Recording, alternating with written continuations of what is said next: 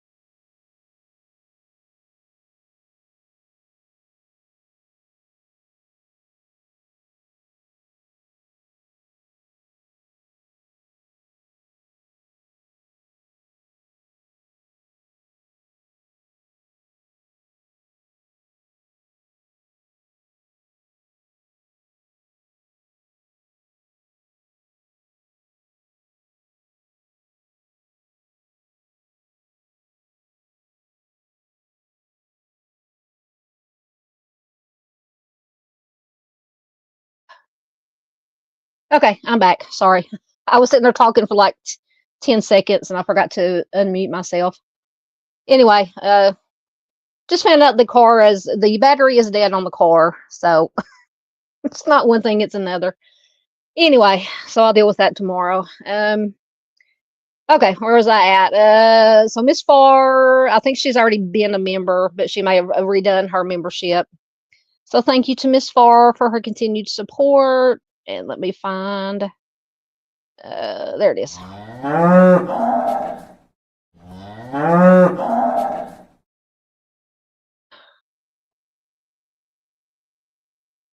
Thank you so much, Miss Farr. That is so sweet of you. We appreciate it. Arctic was second in. Hello, friend. How are you doing? Miss Paula was third in. Always good to see Miss Paula. Please check out Miss Paula. Please check out Arctic, all these other great channels out there. Miss Lisa F and Joe is here. She's always changing her name. I think that's what it was last time. Always good to have Miss Lisa here. Chris made it. Hello. I saw him earlier. I checked out some of Trial Junkies United. Miss Z and Doc were having a live stream earlier, and they had somebody with them. I can't remember her name.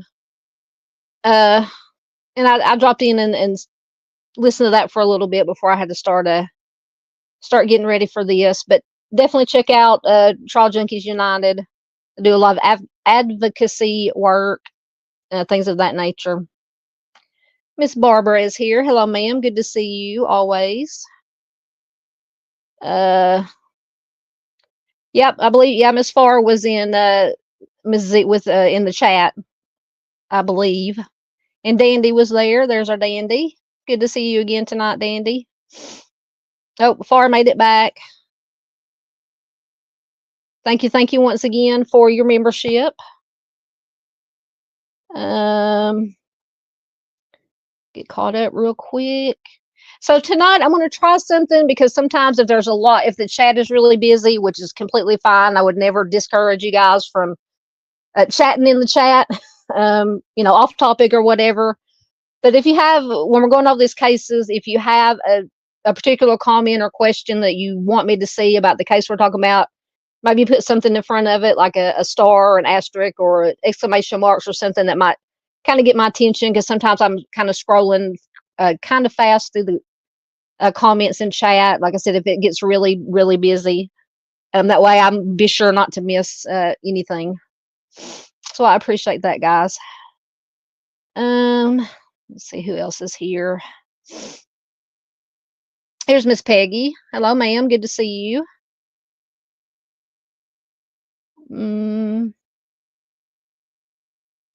Miss Louise is here. Always good to see Miss Louise. Yes.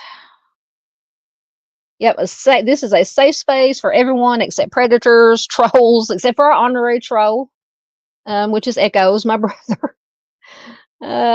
Yes, we want to keep this a safe space for everybody. Everybody who's here for the right reasons. Keep everything said in chat, because sometimes in chat I kind of go back out on after I finish live streams, and because I've enabled chat replay on the live, so I can kind of watch it and just kind of keep an eye on, see what was going on in chat. And sometimes it gets a little rowdy, but yeah, I appreciate everybody just keeping it. Like I said, I would never discourage anybody chatting, visiting with each other in chat, but just keep it my channel Southern Gal friendly. I'll put it that way.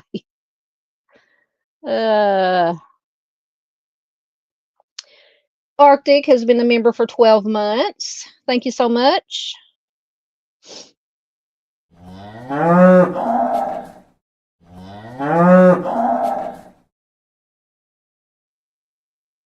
Thank you, sir. I'm always grateful to have Arctic around. Yeah, and I watched. I haven't seen Miss Doodle yet, but I'm still getting caught up on comments. I don't know if she's here yet, but I was watching. Miss Doodle had her missing hour live stream this afternoon, so I got to see most of it. And Arctic was on there with her on panel, so I was glad to see those two together again. It's been a while, so please do check out Miss Doodle and Arctic once again. Butterfly Kisses is here. Welcome. Good to see you. Yeah, and then because I'm in Arkansas, Arctic is in Arkansas. There might be some other, I think, people in chat that may be from around this area. But a thing came on the news this afternoon that there was an active person with a gun. Because I don't know if YouTube is picky about the words you say. An active person with a gun on the Razorback University of Arkansas at Fayetteville campus. But apparently, it turns out it was what do they call it? Swatting or a hoax. And they're trying to figure out, there was no active shooter, thank God. So now they're trying to figure out, and apparently it's been happening on college campuses lately. I mean, it's not a new thing. You hear of it happening, but apparently there's just been a rash of them lately. So they were going to try to check to see where the phone calls came from, and things of that nature. But it's a little nerve-wracking there for a minute. There's Mustang. Good to see you, man. Please do, if you haven't already, please, somebody, I can't remember who it was, posted that Mustang just needed a few more subscribers to be able to go live, I think, or something of that nature. So if you haven't already, please go over and visit Mustang's channel, subscribe, so we can get her where she can go live, because I'm very excited about that, about seeing her live. Yeah, Miss Peggy says, she says, hello back to everyone. Yep, everyone at one time. It just seems like it's been longer than a year, but I don't know. I don't have a really good time perception, so Thank you, Miss Louise. Yeah, like I said, I don't know what I did to, just, and I'm not complaining. I mean, I know there are a lot of people worse off than me, things going on, but it's just, I don't go to the doctor for anything. My PC, much less going to an emergency room or hospital, I've never had any kind of any kind of surgery at all, major or minor. So I don't know. I'm just hoping it's just a pulled muscle, something that can heal up by itself. I've been taking some Aleve, which I usually don't. I mean, I have some anti-inflammatories that I take prescription for my old achy joints, and I do have plantar fasciitis and in my and heel spurs in my foot, so I take anti-inflammatories for that. But I've been taking some Aleve. It's been helping, but hopefully it's thank you.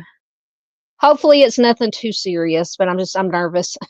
Like I said, I'm going to the doctor tomorrow. Thank you, Arctic. Um, just I have to go anyway in for refills and routine stuff anyway. So I'm just going to mention it to him, and I don't know if he'll want to X-ray or do anything. He may can tell. But anyway, um, there's Miss Doodle. Hello, ma'am. Good to see you. I was just talking about your live stream this afternoon. Please do check out Miss Doodle.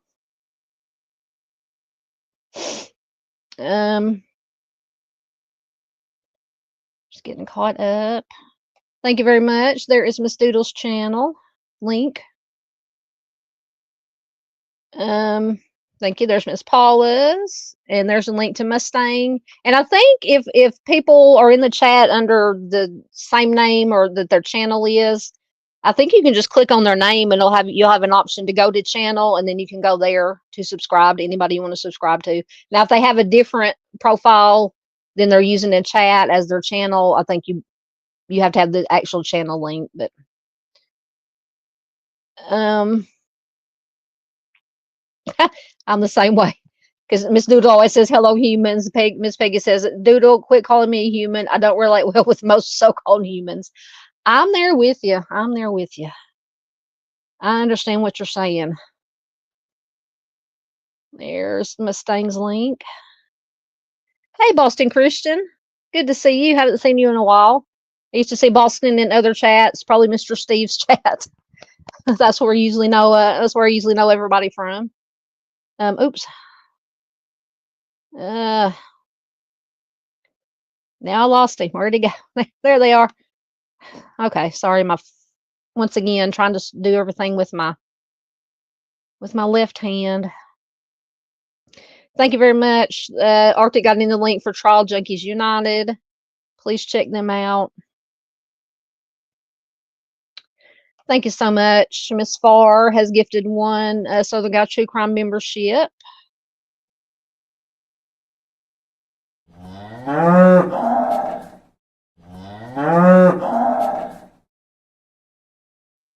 Thank you so much, ma'am. Too kind, too kind. Miss Farr is a rock star. Woo, everything just jumped up. Where'd it go? Goodness gracious. There it is. Okay. Lots of comments just popped up. Thank you, Miss Doodle. There's our Arctic's link. Yes, this is a wonderful community. Absolutely. We are glad to have you here, Miss Louise. Oh, Boston Christian got the free membership. Excellent. Or either tonight's or the last live stream I did. I think Miss Farr gifted 5 or 6 memberships. So excellent. We are glad to have all the new members who were lucky enough to get the memberships.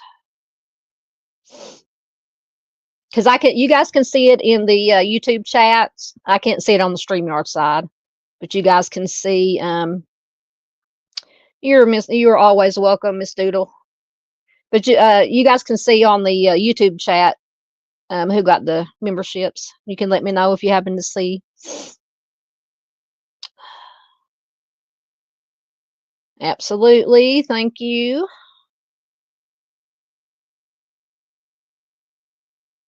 We'll be praying for you, Miss Paula. That's a good thing to have done, though. Absolutely, most important. Let's see. Thank you, Miss Barbara. I appreciate that.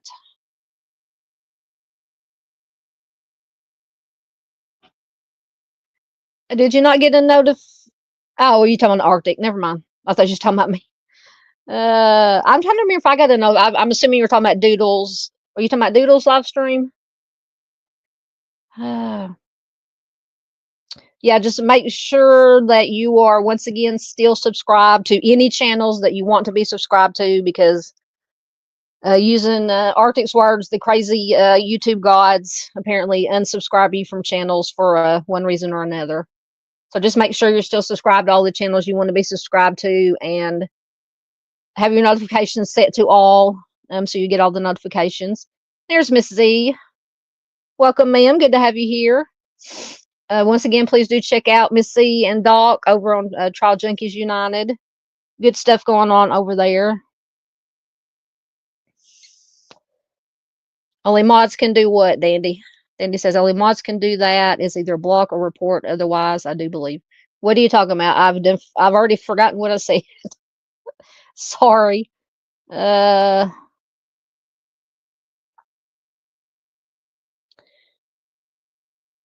Miss Peggy. I was talking about going to the doctor. Miss Peggy says she didn't go to the doctor for many years till she got her old lady coverage.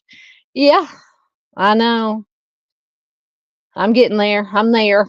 I think I've been there since about 40, early 40s, mid 40s, maybe earlier than that. It started going downhill. Absolutely. Welcome, Film Freak. That's a new name for me, but good to have you here. Thank you for joining us.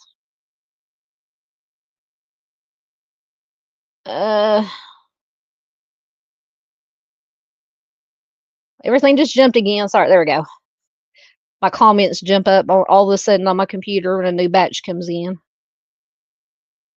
I think Miss Farr gifted another membership. I believe so. Thank you so much.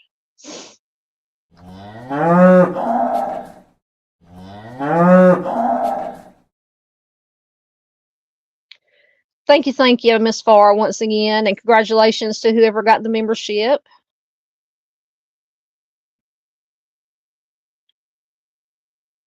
All right, I think I'm pretty much caught up. Oh, did Chris get a membership? Excellent. Chris is a mod, great supporter of this channel. Did I miss somebody? Hold on. Julie's guitar. That name sounds familiar. Hold on, let me make sure I didn't miss somebody. Everything jumped on me a while ago. And then we will get started. Oh, there she is. He, she, I'm sorry. It's a female on the. Welcome, Julie. Good to have you here. I'm trying not to miss anybody. Absolutely. I'm glad Chris got a membership.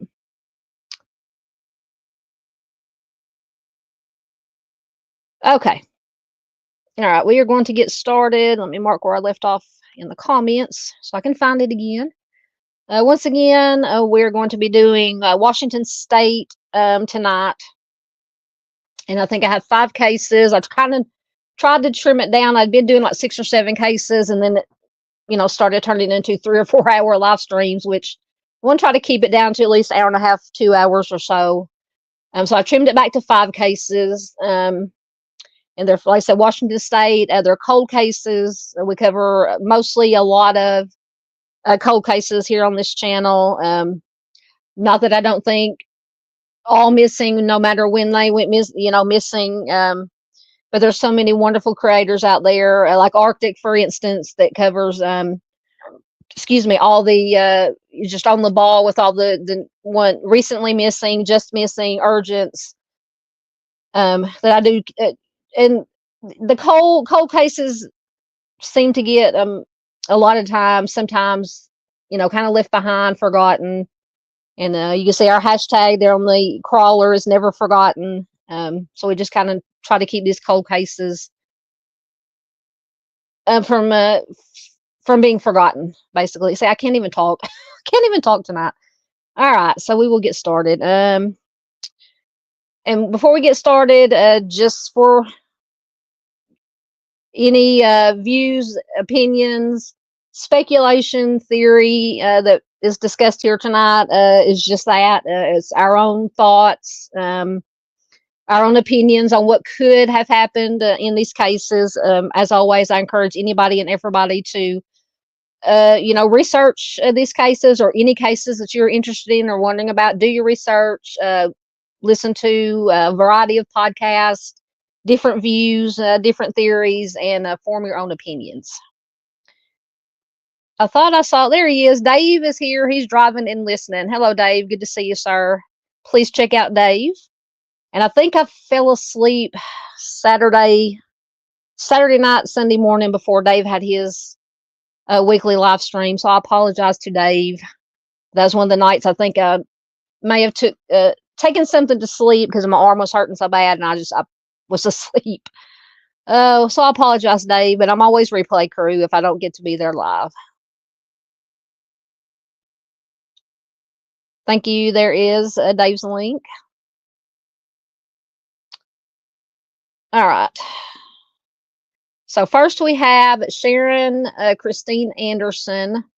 And for anybody new here, I find these cases, at least the ones that we've been going over so far, the last few months, from the basic information comes from the Trolley Project, and then I always try to I get on the Google machine and try to find some supplemental articles from online news sources, interviews with family members, law enforcement that worked on the cases, any updates that there may have been, to try to keep on top of, get the most accurate information out to the best of my ability. So this first information is from the Trolley Project. So Sharon has been missing since December 2nd, 2000 from Everett, Washington. She is a biracial Native American and white female. She was 50 years old at the time she went missing. She would be 74 years old as of 2025. At the time she went missing, she was 5'8" tall and 130 pounds, with brown hair and brown eyes. Her nickname is Sherry. It says that she may use the last name, and I apologize. Me and Miss Doodle have this thing. We have trouble pronouncing names and towns correctly. Sibon is spelled Sibon. Once again, I apologize for any names or locations that I will mispronounce tonight. Sherry does have a tattoo on her left shoulder, and she is a Cherokee Indian. So she was last seen wearing a green jacket, blue jeans, and white sneakers. So Sherry had plans to go Christmas shopping at the Everett Mall in Everett, Washington on December 2nd. At around 9 a.m. that day, she kissed her husband goodbye. She left their Stanwood, Washington residence. She said she would return at around 4:30 p.m. that day, and when she did not, her family went out looking for her. So Sherry's pickup truck was discovered by her best friend in the mall parking lot near Mervyn's department store, and this was around 10 p.m. on the evening that she disappeared. So when they found the truck, it was locked. There were no presents in it because apparently she was going to go Christmas shopping. There were no presents in it, any indication that she had been shopping yet. Now, that doesn't mean that she didn't, but there's just nothing found in the vehicle. But her cell phone and a firearm that she carried for protection were inside the vehicle. There has been no activity on Sherry's credit cards, bank accounts, or social security number since December 2nd. Her friends and family checked pawn shops to see if someone had pawned. She had a very distinctive, custom-designed wedding set, but apparently they didn't find any signs of it being pawned. They said the diamond in the ring is flanked in black onyx and set in white gold. Police say there are no signs of foul play in Sherry's case. She was employed as a social worker at the Department of Social and Health Services at the time of her disappearance. She is described as being responsible, very dependable. She would not voluntarily leave without telling somebody. Of course, she remains missing, and her case is unsolved. So if you have any information on Sherry's case, you can call the Everett Police Department at 425-257-8483. Let me find the article I had.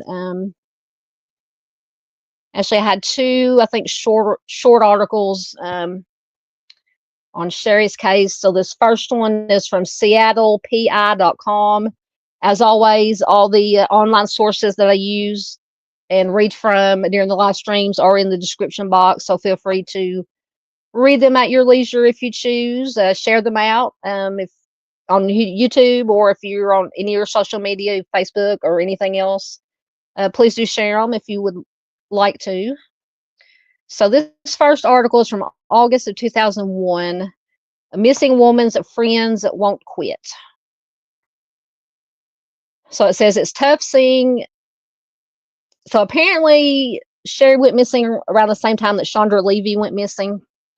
So whoever's writing this article is talking about the Chandra Levy. She says it's, or whoever wrote it says it's tough seeing the Chandra Levy investigation on the news every day.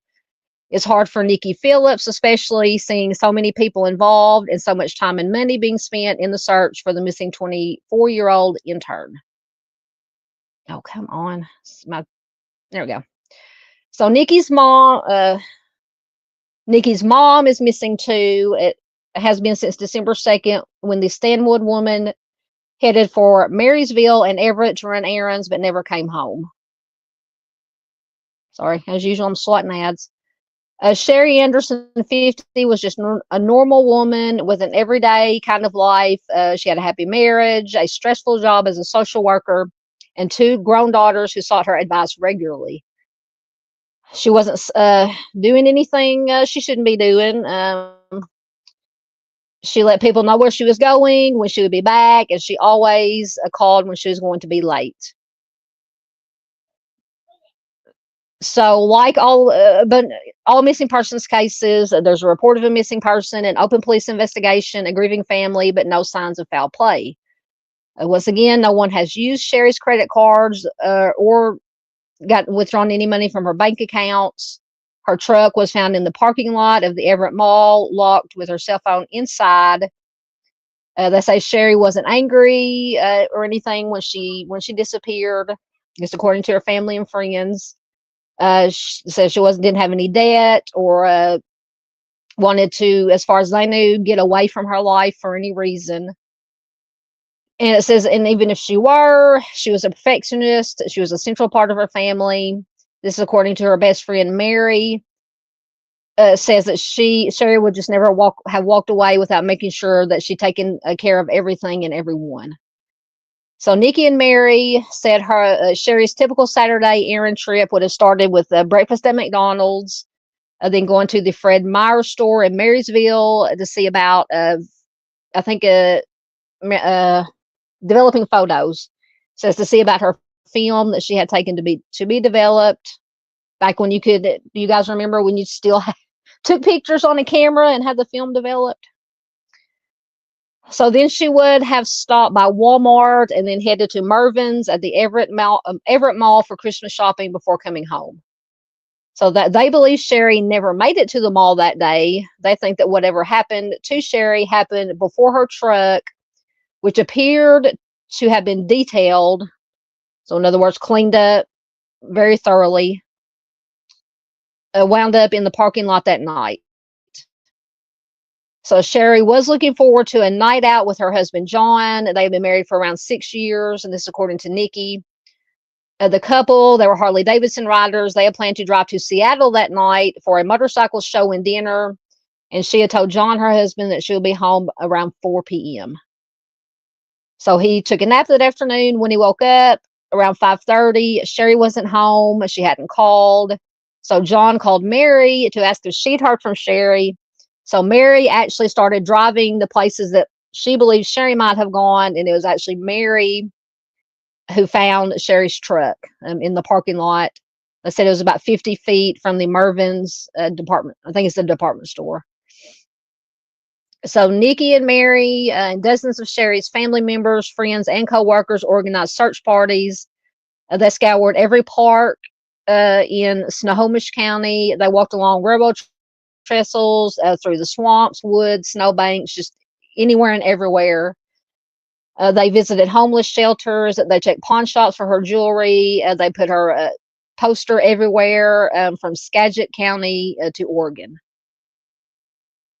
So 8 months later, and I think that's when this article was written, they refused to give up. They wonder about one of Sherry's clients who 2 weeks before she disappeared apparently had threatened her. Now, in this article, I don't think it says whether it was male or female client. And they were, wanting to know, did law enforcement, did they interview that client to see who it was, see what the threats were about? Police say at that time that they'd investigated, quote, as far as we can investigate. We've got nothing that would say there was a victim of foul play, but nothing wasn't. So this is one we'll have at least one in the bunch. Usually that it seems like they just disappear into thin air, although obviously we know that can't happen. But they just vanish without a trace, no sign. And just because they say no sign of foul play at, if they find a vehicle or from the home, doesn't necessarily mean that there wasn't foul play.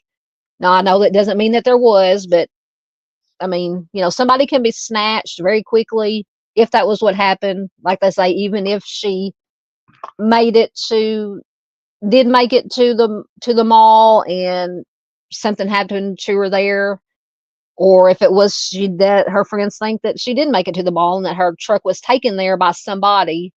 So I don't know if they're trying to infer if it's somebody she knew or not. So Everett Police Lieutenant Peter Haig said at the time, there's no new news and no new leads. Absent anything tangible, one way or the other, we have done everything that we can do. So that was what that McDonald's ad keeps popping up. So what did I say? This was 8 months after she went missing. These statements were made. Geez, McDonald's really wants to sell me a frappe or something. So somebody, I don't know who they attribute this quote to, said it's just like she dropped off the face of the earth as one of those mysteries. So Sherry had worked for DHS for 15 years, trying to help people on welfare become independent. She was known as an advocate for the underdog. She and her girlfriends had adopted a family for Christmas instead of buying each other gifts, as was typical. Sherry already had the presents wrapped.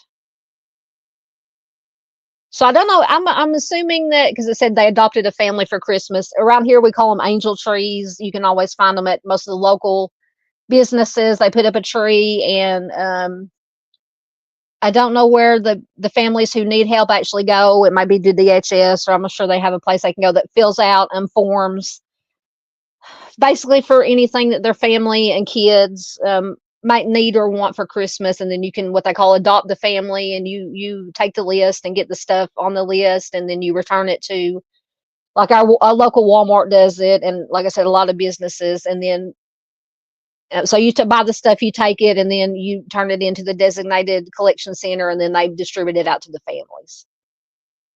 So anyway, so Sherry was extremely close to her younger sister, who was finishing college, and she doted on Nikki's two sons, who were 8 and 6 at the time. Nikki said she kept the family together. For her to walk away in her right mind, she would not do it. So once again, Sherry was 5 foot 8 inches tall, 145 pounds, white female. So she had long black hair and a tattoo on her left shoulder. She was last seen wearing a green jacket, blue jeans, and white sneakers. Once again, anyone with information regarding Sherry's case can call the Everett Police Department at 425-257-8450. I think I had another really short article. Maybe some interviews or some statements from her family members. Oh, come on, don't freeze up on me now.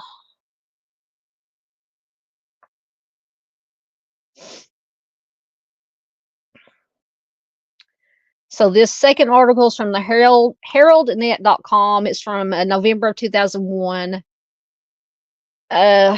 So these from 2000, because she went missing in what, 2000? I'm trying to read my slide on my small. So these were the most recent articles that I could find, just, going 4 or 5 pages deep or 6 pages deep into the Google results. And these were the most recent articles, just a year or so after she went missing, that I could find. Um, no, I don't want you to send me notifications. Okay, so it says it all came down to the can of green beans in their microwave oven. Jim Davis said now it's Thanksgiving, which was a feeling shared by all those at Sherry Anderson's family's holiday gathering Thursday. So once again, Sherry, 50, was missing from the table, and the others sorely felt the lack of her presence. The green bean tradition reminded them of the things that she brought to family celebrations before she vanished from their lives on December 2nd. Officially, it says that Sherry is listed as a missing person. Everett police have no clues, and searches by family and friends that continued for 8 months turned up only a smattering of reported sightings of someone who looked like her, but apparently they were never confirmed to be Sherry. So once again, Mary, one of her best friends for more than 3 decades, says once again it just, it's like she just fell off the face of the earth. Mary said that she considered Sherry her quote adopted sister. So Sherry's husband John, he was a Boeing employee apparently. He called Mary in the evening on December 2nd. I'll get it spit out here in a minute. Saying that he was concerned because she had left that morning to go holiday shopping. She hadn't returned. Once again, her Toyota 4Runner was found parked and locked at the Everett Mall later that evening. So investigators found no evidence that she had been inside the mall, and since her disappearance, her bank account, credit cards have not been used. Everett Police Chief Sergeant Boyd Bryant, or Everett Police Sergeant Boyd Bryant, said the detectives followed the leads that they had, and at this point, her disappearance still remains a mystery. We're interested in knowing if anyone has seen her or knows of her whereabouts. He says it's always difficult when someone disappears. Family, police officers, friends are left hanging. It can be very troubling when you're not able to resolve what has happened to someone. So it says Sherry has started a tradition that green beans would always be part of the Thanksgiving meal. She would bring them, she put them in the microwave to heat, and her family says that she always forgot to take them out of the microwave oven, apparently. So on Thursday of that year, they raised a glass to honor Sherry, and they stuck the can of green beans in their microwave and closed the door. Sherry's sister Donna says, I believe that she's gone. There's just no way that Sherry would be gone a year. There's been absolutely nothing. I think somehow, somewhere, she met up with foul play, but in my heart, it would be a miracle if we found her. So Sherry's family and friends, once again, when she went missing, they printed flyers. They spread them from, everywhere in that vicinity. They knocked on doors showing pictures of Mary to see if anybody had seen her. It says in their intervening years, many of the flyers have been taken down. They put in hundreds of miles, hundreds of hours. At one point, I don't know if it's still active, they offered a $20,000 reward. They set up a website. There is still no sign of Mary, or Sherry, excuse me. Mary says, I don't believe she walked away under her own power. She just would not do it one way or the other. I want her to come home. So family members, once again, no longer think that Sherry made it to the mall, but suspect that someone left her Toyota truck there between 6:30 and 7 p.m. that night to be found. Was it Mary? No, it wasn't Mary. Schroeder is the last name. I can't remember who that was. Maybe her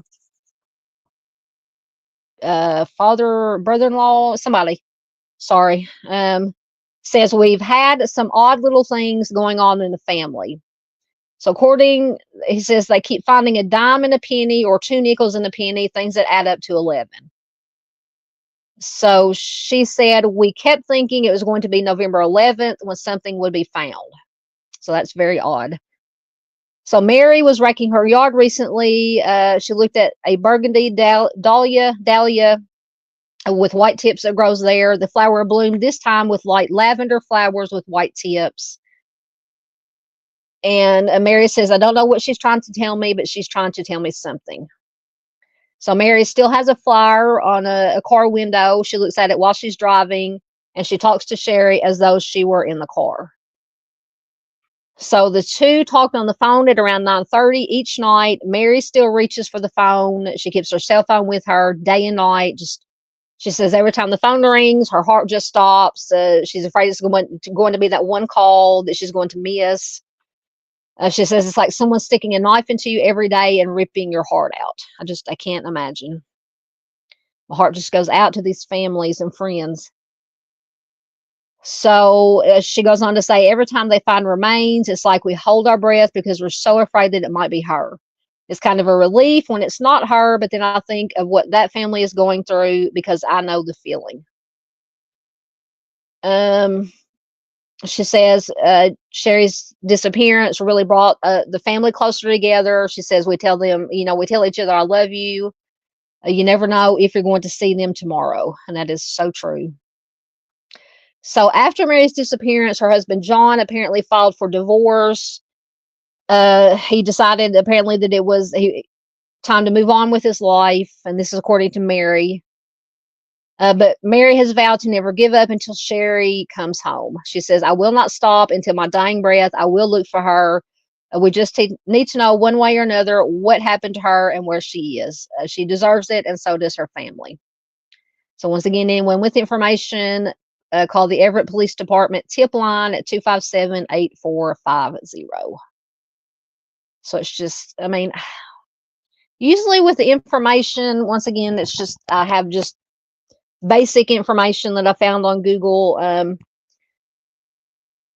You usually can kind of get a feeling of whether you think, well, maybe it's somebody she knew did it. Maybe it was just a random. On this one, I don't know. Because her family, apparently the family and friends think that it could have been someone she knew, and I don't know if it's referring to her husband or not, or somebody else. I don't want to make assumptions. But apparently fairly quickly, well, I don't know if it said exactly how long after she disappeared. Let me go back. That her husband filed for divorce, saying he needed to move on. Once again, I'm not trying to implicate anything, just thinking out loud.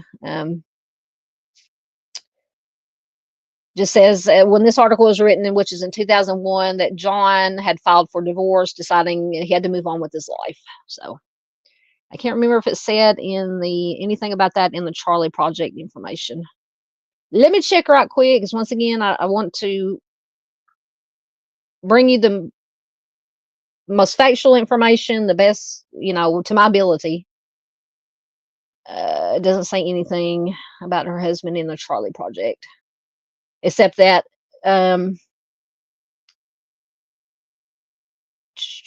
was he the one that called the friend, or maybe not? I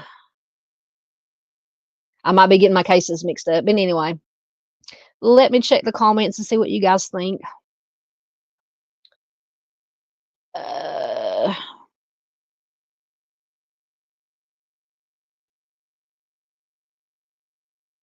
It's good to see all these new names here. I'm just making sure somebody hasn't snuck in on me while I was reading.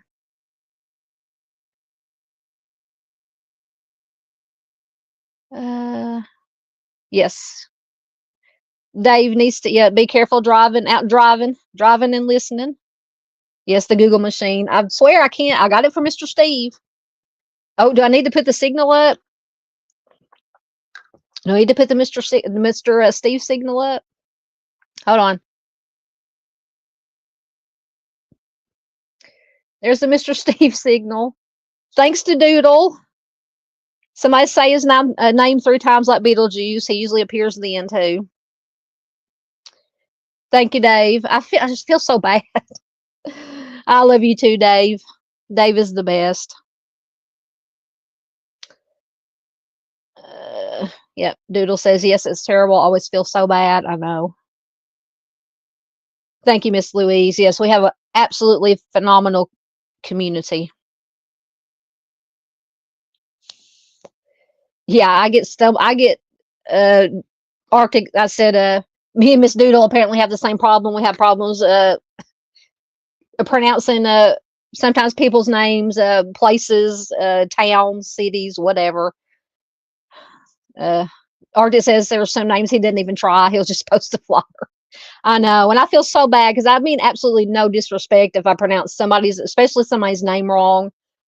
But if I've just never encountered the name before, I just But I do not mean any disrespect whatsoever for pronouncing anybody's name wrong.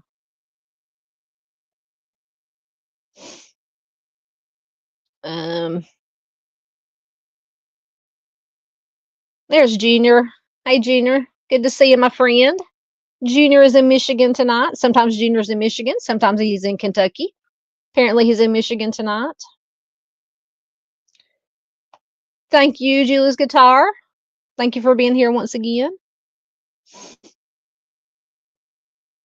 Are you talking about Julie's Guitar? Yeah, I'm sure somebody can get the link in. Absolutely. Yep, absolutely. Ms. Z says Sharon was a native and indigenous woman. They don't get the publicity. Absolutely. Absolutely. That's why I try at least once a month or so to do just a MMIP, MMIWG live stream or video or something at least to help get, because you are absolutely correct. Indigenous persons do not get the publicity.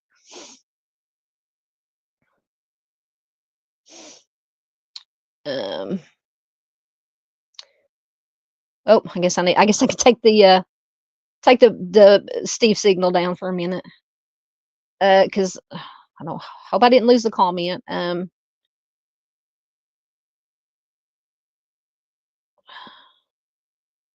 goodness, everything jumped again. Okay, there I was. Yeah, Doodlebug says she is such a kind face. Absolutely. There's Miss PJ. Hello, ma'am. Good to see you. Yes, please welcome all. Please remember to hit the subscribe if you haven't already. Hit the bell for your notifications. Hit the like button. Share it out. That's the most important thing. Share it anywhere and everywhere you can, so that as many people as possible are made aware of these cases. Thank you, Arctic. There's Miss PJ's link. Please check out Miss PJ.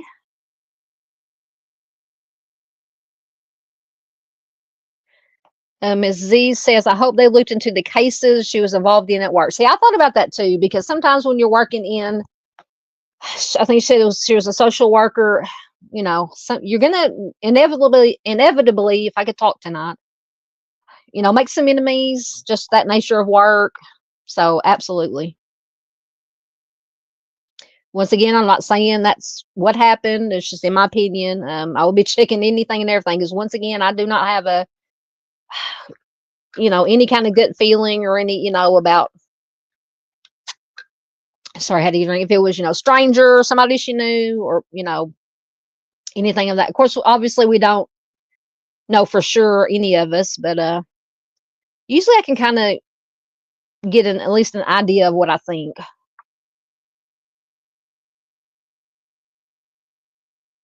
Yes, absolutely. Check out Miss Z and Doc at Trial Junkies United. Miss Barb says she's too young to remember something. You're not late, Miss PJ. You're fine.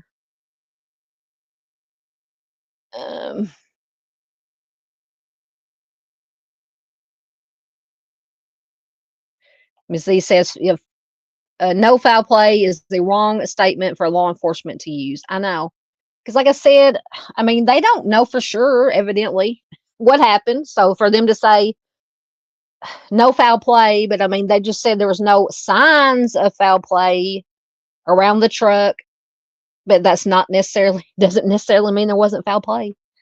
I'm not saying there was, but it's not, not saying there wasn't.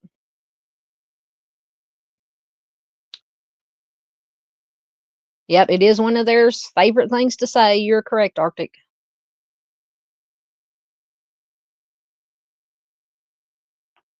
Yep, that is true. I was talking about the angel tree. Arctic said the malls back then always had a huge angel tree. Absolutely. Yeah, I know that they have one at our local Walmart, the one closest to me that I frequent. And then a lot of the local businesses in the towns, like the banks and things of that nature, grocery stores, they usually have trees, angel trees. Okay, so Ms. Z says Sharon has been declared legally deceased. Her husband filed for divorce about a year after her disappearance. Yeah, stating that he needed to move on. Her friend Mary is keeping her case alive. So, do you know how long it was after she disappeared that he filed for divorce? Oh, never mind. You said a year later. About a year after her, if I would remember what I'm reading, about a year after her disappearance. I mean, not judging or claiming, because everybody obviously reacts to having a missing loved one differently. It was a year. Okay.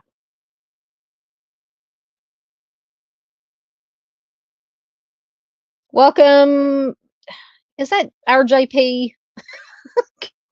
Ghost JP, and I could be it might not be John Paul Hansen. Does anyone know Dave's email address? I think it's dgrdave at, oh, crap. I don't know if it's Hotmail or what the, you might can look on his channel in the about section.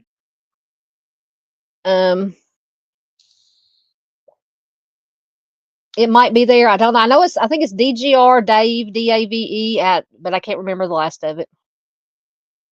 So I'm absolutely no help. Julie's said there's been a lot of controversy about angel trees the last few years. I hadn't heard that. I don't do it anymore. I could buy other people's kids nicer stuff than I could afford for mine. Yeah, I mean, we've done angel because all our kids or kids in the family are basically grown. And we would do angel tree. We try to do angel trees, at least one or two between all of us. I mean, some of them were asking for just basic stuff, kids' clothes, just some not, small toys. But then there'd be some that had like Xboxes and this and that and just crazy, outrageous, expensive stuff. I mean, sure, every kid deserves to have, if they want it, an Xbox or whatever, more expensive stuff. But I don't know. I don't want to, I don't know how to say it without sounding like a jerk. I mean, if I was doing an angel tree, if my family had put in to be the recipient of angel tree, I would just put in basic stuff, if the kids needed clothes, just basic toys, depending on what age they were. Maybe a video game, just, I don't know. That's just me. Like I said, I hope I didn't come across sounding like a jerk when I said that, but hopefully you understood what I'm trying to say. Are you talking about the husband, Dandy? Dandy says nothing fishy about that at all. Yeah, see. Yeah, like I said, I always say, because Miss Paul always asks, is it considered suspicious? In my opinion, all missing persons, unless you just come to find out that they disappeared, they wanted to leave their life for whatever reason, I consider them all suspicious. But yeah, apparently her family and friends think foul play was involved. I'm sure they talk to the husband, because that's always the first people they look at or talk to when somebody goes missing or there's any kind of foul play. The ones closest to them, family, spouse, significant other, things of that nature.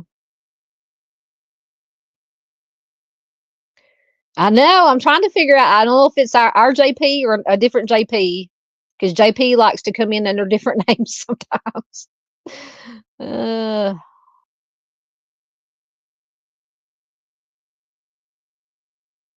Yeah, we got a ghost in the house.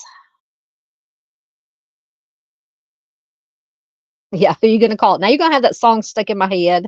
Thanks, mistake. Yeah, Ms. Z says, interesting that no one saw her out. Yeah, I mean, obviously, from the information you're giving, you know about this case. And I know you feature a lot of Indigenous person missing on your channel. But yeah, apparently nobody saw her out. And I didn't say, it said after she disappeared, no activity was found on her debit card or anything being withdrawn from her bank account. Now, I don't know if I'm sure hopefully they checked it because she was supposedly going to go Christmas shopping. I'm hoping that I'm assuming they checked her account, went back and checked her account from that day to see if she had shopped anywhere, used a debit card or whatever, anywhere at any of the places or otherwise that, excuse me, she was supposed to go to that day shopping. But yeah, no, apparently nobody saw her. The truck mysteriously showed up later that evening of the day that she was last seen.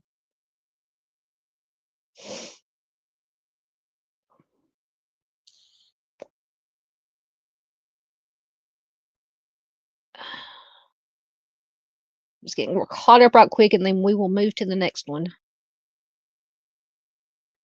Yeah, that's all that. Yeah, that, I always consider that too. Dandy says when an adult doesn't touch money in an account after vanishing, that's very telling, in my opinion. I agree with you. That's one of the things I take into consideration when I'm trying to use my noggin to try to think of what could have happened. I wonder that too. Ms. Z says, do we know if she even left the house? It sounds like no one saw her out and about. Yep. And once again, I go back to that's very telling too, that her family thinks that she didn't even make it out shopping or to the ball that day. And that they somebody whoever could have been responsible, might have been responsible for her disappearance, just took the truck there and left it. And they said, I don't know, I read a couple of articles that had the same basic information. But in one article I read, the family said, and why would they leave it specifically at that shopping center? So it must have been somebody, either it could have been, they said it was just weird that they left it at that particular shopping center that she was going to be known to be at that day. Kind of leads them to believe maybe it was somebody that they knew, or somebody that knew her, knew where she would be that particular day. And that's why they left the truck there.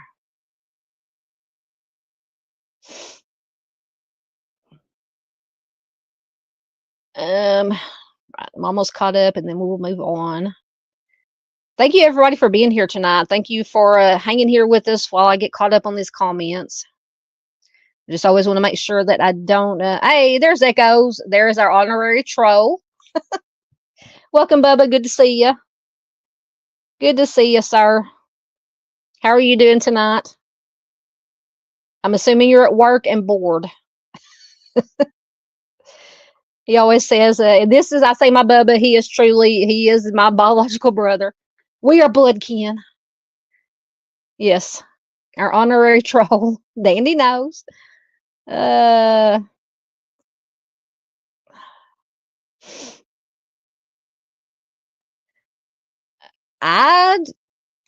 my opinion, probably, just my opinion. Like I said, I don't know for sure. I just have, just from the information given. I mean, I don't know. Didn't say that there were any problems in the marriage, but then again, things could be going on that we don't know about, or could have been going on that we don't know about, and that her family and friends didn't know about. But it also could be, in my opinion, it could be why the family says she didn't make it shopping. Foul play, possibly. That might have something to do with it. I don't know. I'm just, in hindsight, reading their minds when they made those statements. Yep, the husband moved on in 1 year. And once again, everybody reacts to traumatic events differently, but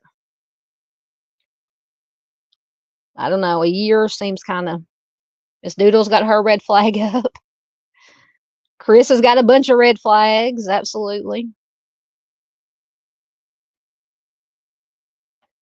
Okay, so the husband did. I thought I read somewhere that the husband did call so he called the friend. Was it Mary or a different friend?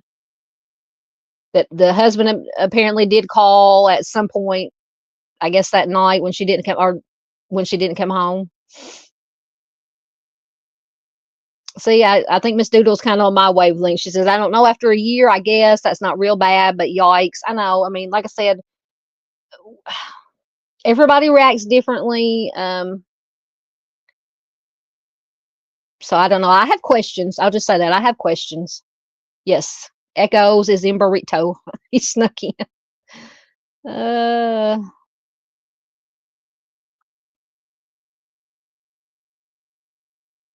uh, Welcome. Did I miss you earlier, Sleuthy sweetheart? I saw you in. Where did I see you earlier? In Miss Doodle's chat or Miss Z. The name is familiar. I know I've seen it today. She says, I'm Stormy. Some of you might not recognize this name. Welcome, welcome. Good to have you here. Yes. Echo's job is to harass me. Has been for, how old are you now? How old am I now? Echo's is 3.5 years younger than me. I'm 54. So he's been doing it for 50 years plus. We usually don't have a lot of trolls come in, and we've been lucky. The few that have tried to come in and cause trouble, they have been dealt with accordingly very quickly by all these wonderful people who have wrenches.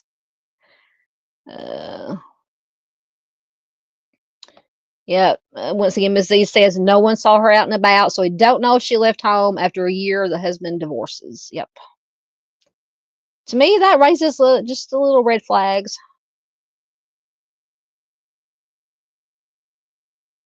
Oh, you got the best protection out there. Echo says he hired Doodlebug as his bodyguard. They don't know it yet. Oh, goodness gracious. Oh, see, there's JP. That's got to be our JP. John Paul Hansen. Are you talking about the pronunciation of Mesa? Doodlebug should never ever get Mesa wrong. Laud. This floor shatter. I know. And what gets me is because I promise we're fixing to get back to business. But you can have the same name cities or towns, but in different states. It'd be spelled the exact same way, but it's pronounced 3 or 4 different ways depending on how many states this particular town is in. So if you're talking about one state and you pronounce it one way, no, you don't pronounce it in whatever state. We pronounce it this way, and it's just.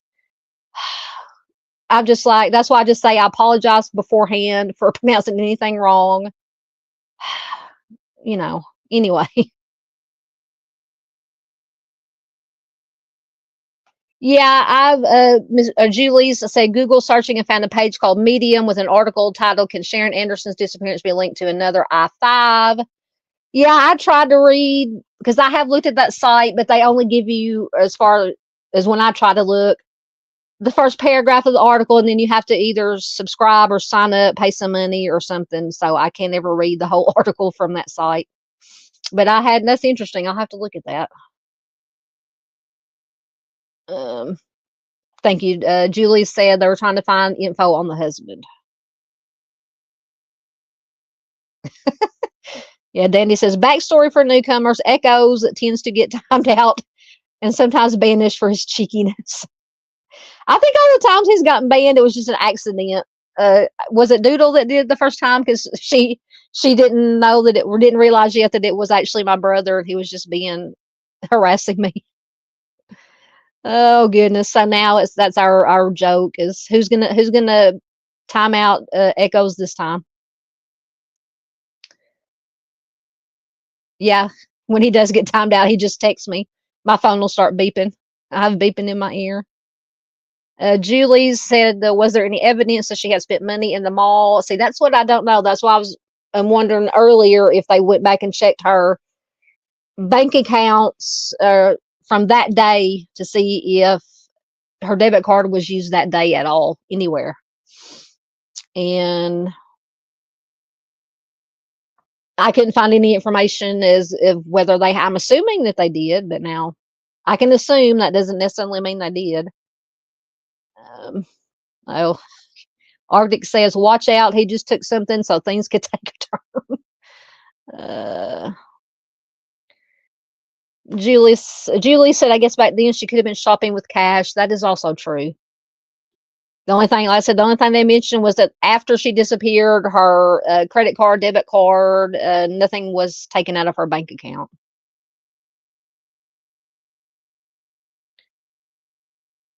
Um,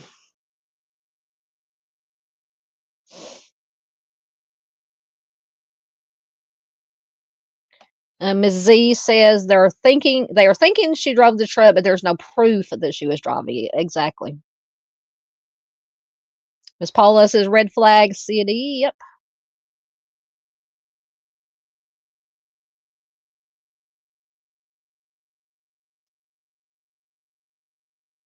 Julie says she could have got snatched coming in or going in or coming out. Probably going in. She could have ended up in another state before it was even reported. See, yeah. So I said, if obviously, I mean, that's the only thing I come up with is either somebody she knew, and they just took the truck back and parked. Whoever took her, if it was somebody she knew, took the truck there and parked it, or she did make it to the mall and it was just one of those random things. Even though you're more likely to be, I think if I remember the statistics correctly, I know this as far as children go, they're more likely to disappear with somebody that knows them or that they know than just by a complete random stranger, although we know that it does happen, obviously. All right, there is Dave. He chimed in with his email. Whoever, I forgot who was asking, dgrdve@gmail.com. So I had it a little bit wrong. It's dgrdve@gmail.com. Was it Ghost JP that was asking earlier? I think that's who it was. Yeah, Arctic's going back to the angel tree. Says he says, I mean, I was always grateful just to have gifts under the tree. Period. Yep, absolutely.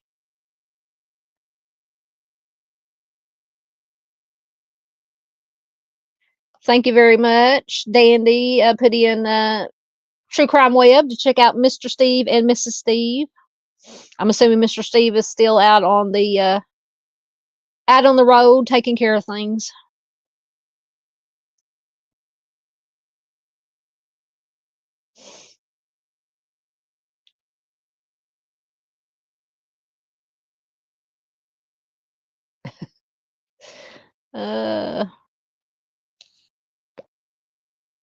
We're talking about the timer. Noodle says, I have to get back to daily lives. Yeah, was that the first one that you're live today you've done in a while? I try to keep a watch out for when you do lives and, of course, upload your videos. It's just today I watched the timer like a bomb with anxiety. It was good to see Miss Humorous PJ. Have Miss not PC.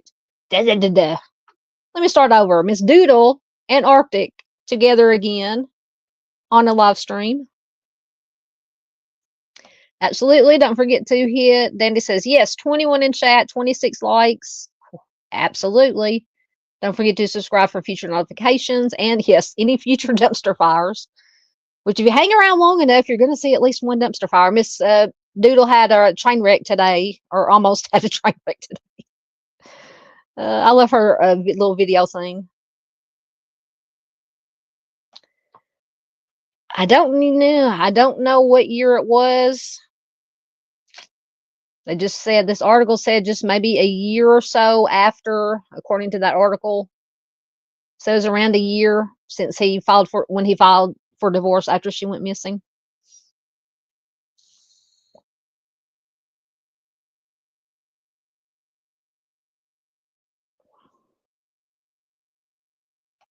JP says he's been watching a great documentary called See No Evil. Where is that at? Maybe it's something on the streaming service that I actually have. One of the 2 or 3 that I have. Okay, I'm gonna stop right here for a minute and I'll get caught up again. Take that down so I can see what I'm doing. This is John Allen Ackerman. And let me get his information. He has been missing since August 7th of 1987 from Spokane, Washington. He is a white male. He was 27 years old at the time he went missing. He'll be 65 years old today. And I'm so glad I'm not the only one that thinks this. I heard Miss Doodle once again mention it on her live stream, her and Arctic's live stream earlier. some people comment, and they've done it to me too, comment or whatever, they'll be 60, 70, 80, 100 years old. Why do you feature them? Well, it's because it doesn't matter how old they would be, how long they've been missing, they still deserve to be found or have an answer. They could still have family, even if it's great great great grandchildren around that still wonder, hey, what happened to my grandpa, grandma, aunt, uncle, no matter how long they've been missing. So that is why we feature these old cases. Anyway, so John, at the time he went missing, was 6 feet tall, 160 pounds, with brown hair and hazel eyes. He does have a birthmark on his nether regions, apparently, and a vertical 6-inch scar above his navel. He has 2 tattoos.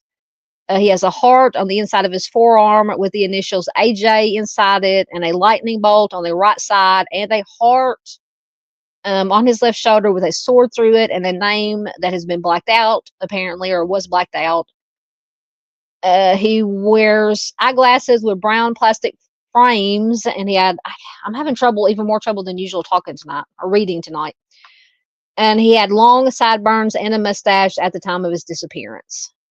So he was last seen wearing a white, or last known to be wearing a white long sleeve shirt with a red and blue checked pattern on the cuffs and the collar, new blue jeans, blue low cut sneakers with Velcro fastenings, a gold colored necklace with a brass ring, and a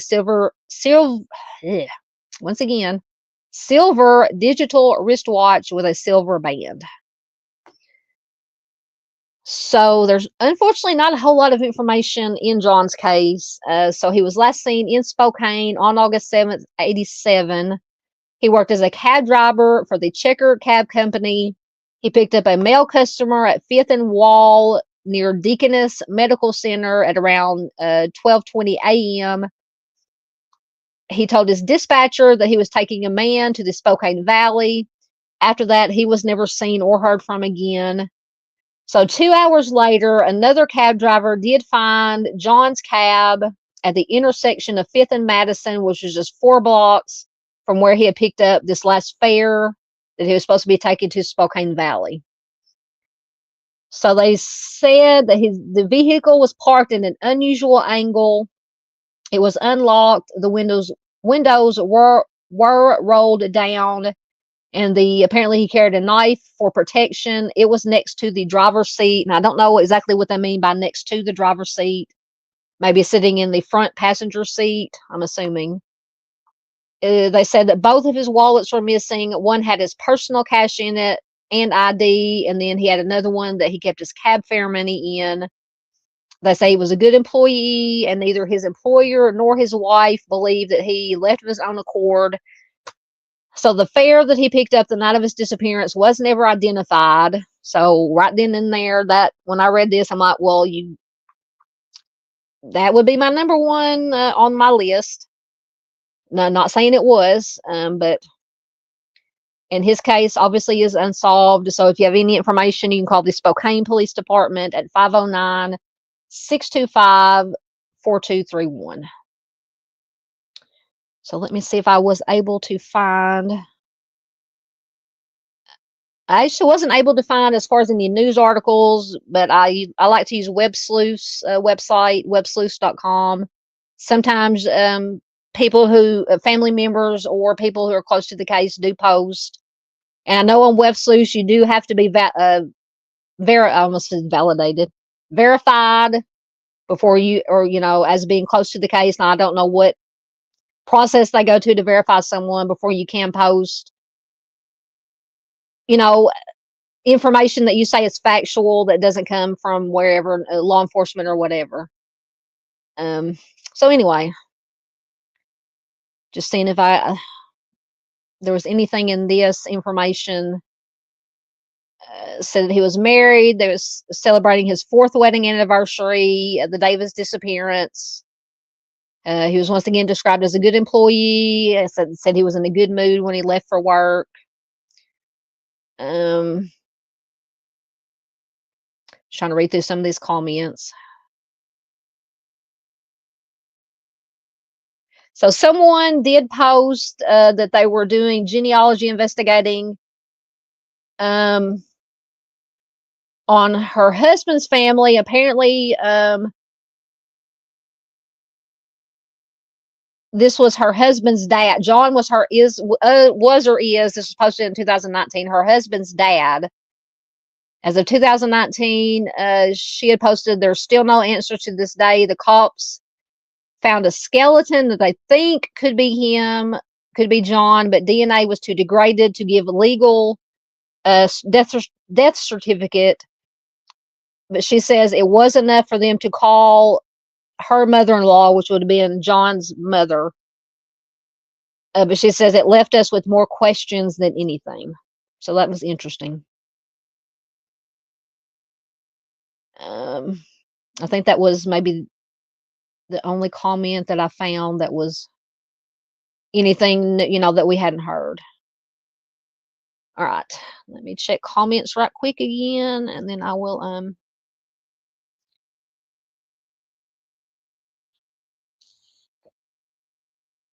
really see. I would have said Bexar or Bexar. Bear. I would have never thought Bear. Yeah, because take for instance, I was talking about Fayetteville earlier. There's a ton of Fayettevilles in many different states. I know there's a Fayetteville, was it North Carolina, South Carolina, probably some other ones. Now I've never had any really trouble because I think Fayetteville is pretty straightforward. That's how it's pronounced.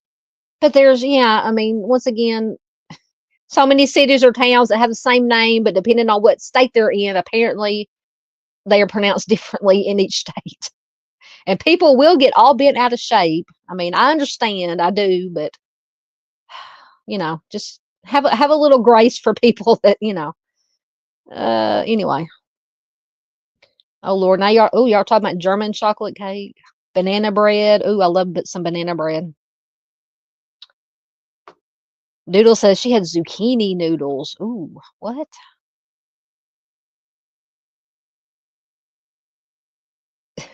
PJ says that sounds gross. I've not heard of zucchini noodles. Now I've growing up, I think my mom did like fried zucchini sticks. Now they were good.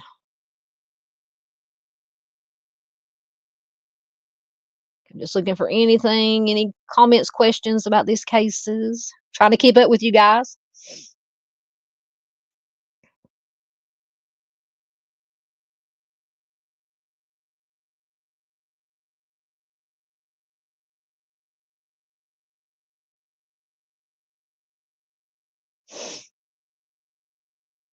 Oh, and seeing that okay. Totally out of the blue, but it reminded me, Arctic says something about ashes, which this will make sense in a minute. So we did have a missing persons. Hold on, let me take this comment down right quick so I can read what I'm doing. That kind of hits close to home for me. I don't actually know the young lady that's missing, but I'm very familiar from the town that she went missing from Lone Oak, Arkansas. It's from here in Central Arkansas. The Lone Oak Police Department has asked for the public's help in locating a missing teen. According to reports, 17-year-old Alexis Hooten was last seen in the area of West Ash Street in Lone Oak. I know exactly where that is. She is described as being 5'3" and around 108 pounds. It doesn't say exactly when she was last seen. I'm going to assume that it was sometime today. It says she was last seen wearing an orange beach hoodie and gray sweatpants. So anyone with information regarding her possible whereabouts is urged to contact the Lone Oak Police. This is either the local town PD or sheriff's office. I'm assuming city at 501-676-6953. So I'm glad I just happened to see that. I know it seemed kind of random when I saw ashes, but it reminded me of the Ash Street. So yeah, that, like I said, it hits very close to home. So once again, I don't know her. The name doesn't really sound familiar, the last name. But regardless, I know Lone Oak very well. So, and I couldn't find an actual missing persons flyer for her yet. Now, hopefully, it's just one thing that she went somewhere and just didn't let people know where she was going. So we will hope that that is the case. Wait a minute. Somebody said Mr. Steve. Did the Steve signal work? Hold on. I got to get back down to where I was.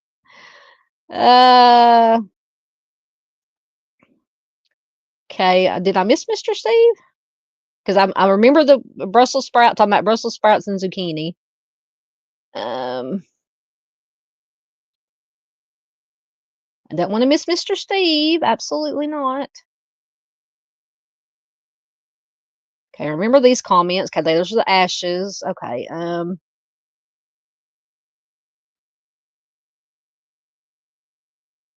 Absolutely. I was talking about, I get comments or questions. Why do we feature cold cases? Exactly what Miss Barbara says. Their families are still missing them, no matter how old the case is. Absolutely.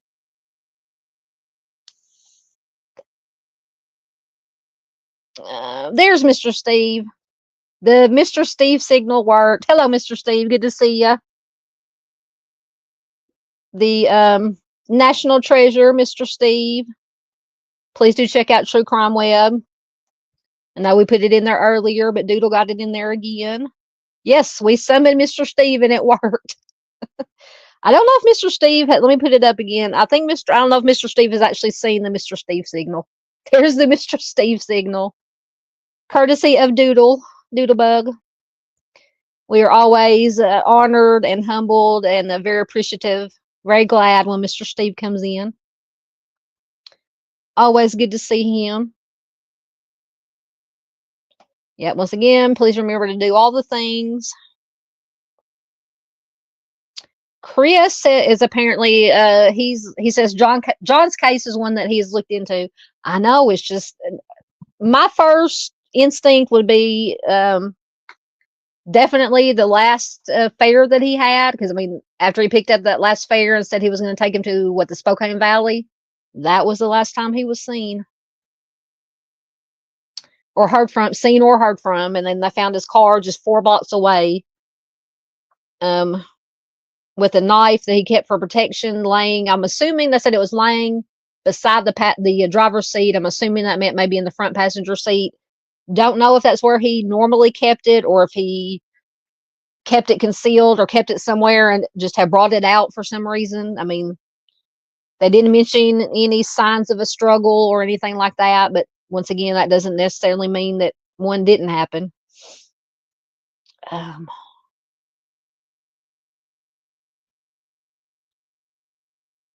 Doodle says she just may read states and not cities. She always messes up Oklahoma cities. Yeah, there's some states that have some harder to pronounce names. Washington is one of those states that has some really hard to pronounce names, city, town names. Oh, I only said the name twice. Somebody must have said it the third time.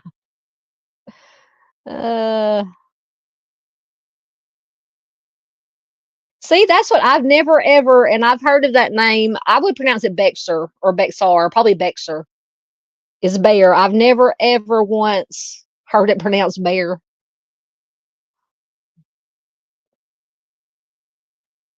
Miss Peggy says she can pronounce crazy Wisconsin names. Yes, we do have a Toadsuck, Arkansas, Toadsuck Park. Toadsuck Days. They had to every summer. They do a summer festival thing over a weekend. Up. Mr. Steve said that's how we summoned him. He said, I said a German chocolate cake is my kryptonite. Oh, whoever mentioned German chocolate cake in the chat. Doodle said, maybe it was Miss Doodle. She says that's her favorite. Yes, definitely cream cheese icing.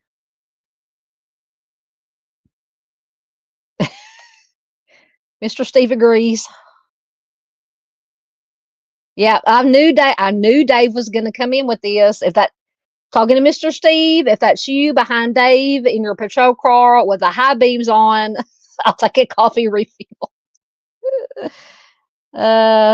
Anyone who's been around for any amount of time knows what that means. Mr. Steve told Dave he's waiting on the wrecker after he high beamed me and ran off the road. Oh, goodness. I love it. Okay, guys. So, unfortunately, once again, that is all limited information on John's case. So, I could not do, and I have done a video. It may have been one of the first videos that I ever did way back when I first started. Marie Burr. So, of course, being in Washington, let me get her information. Oh, shoot. Let me go to the right tab and get her information up.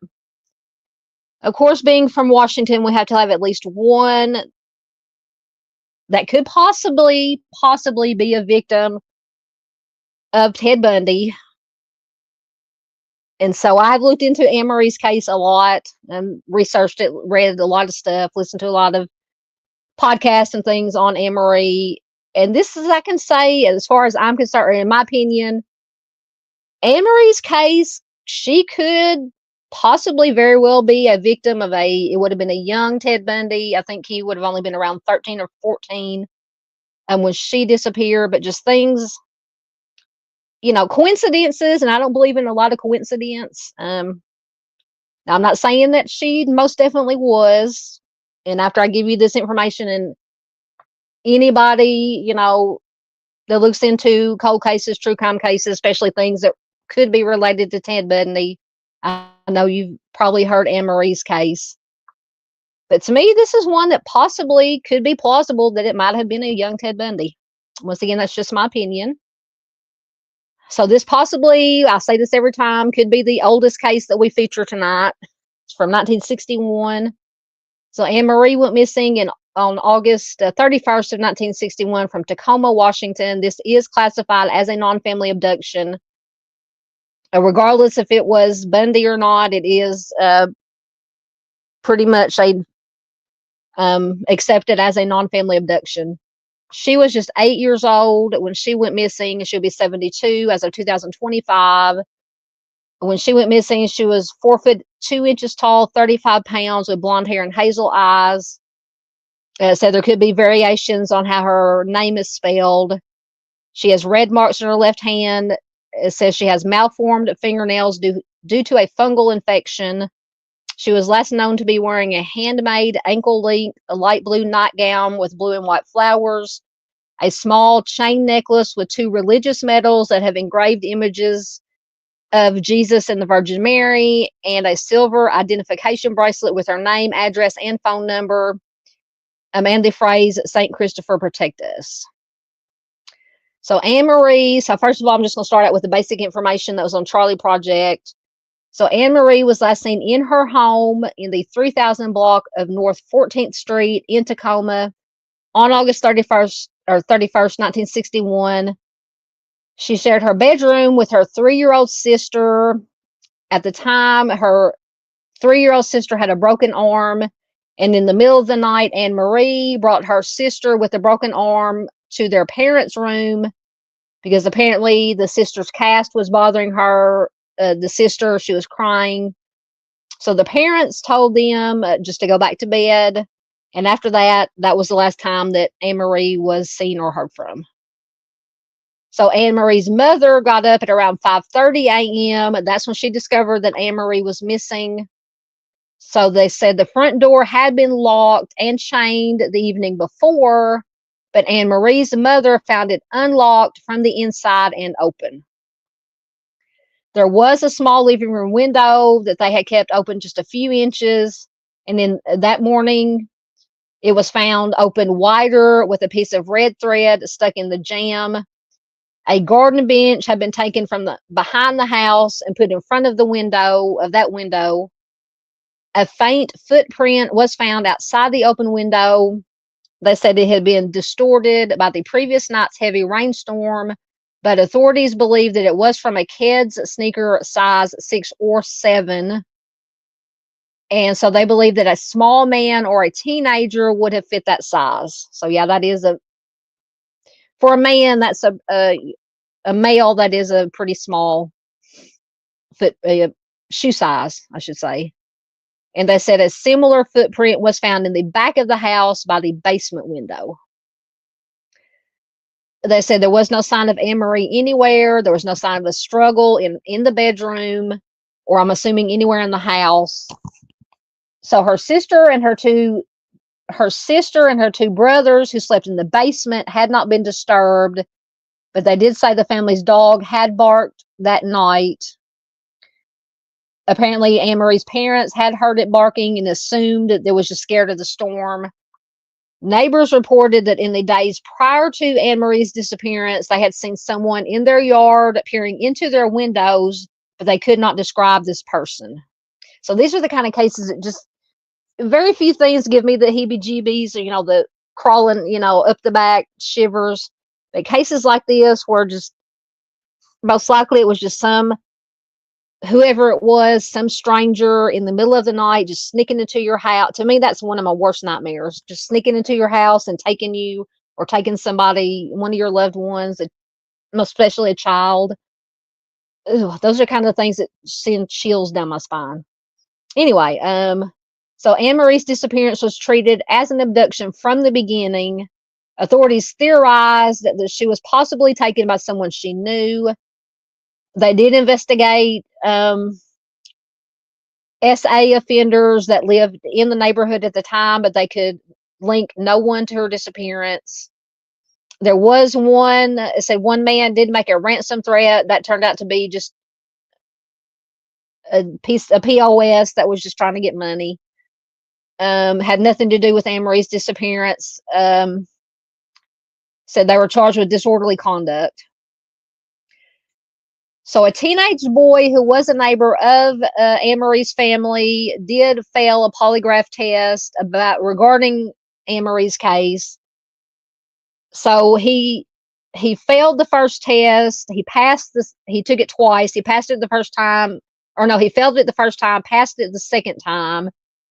But even though he did pass it the second time, the police never did rule him out as a suspect.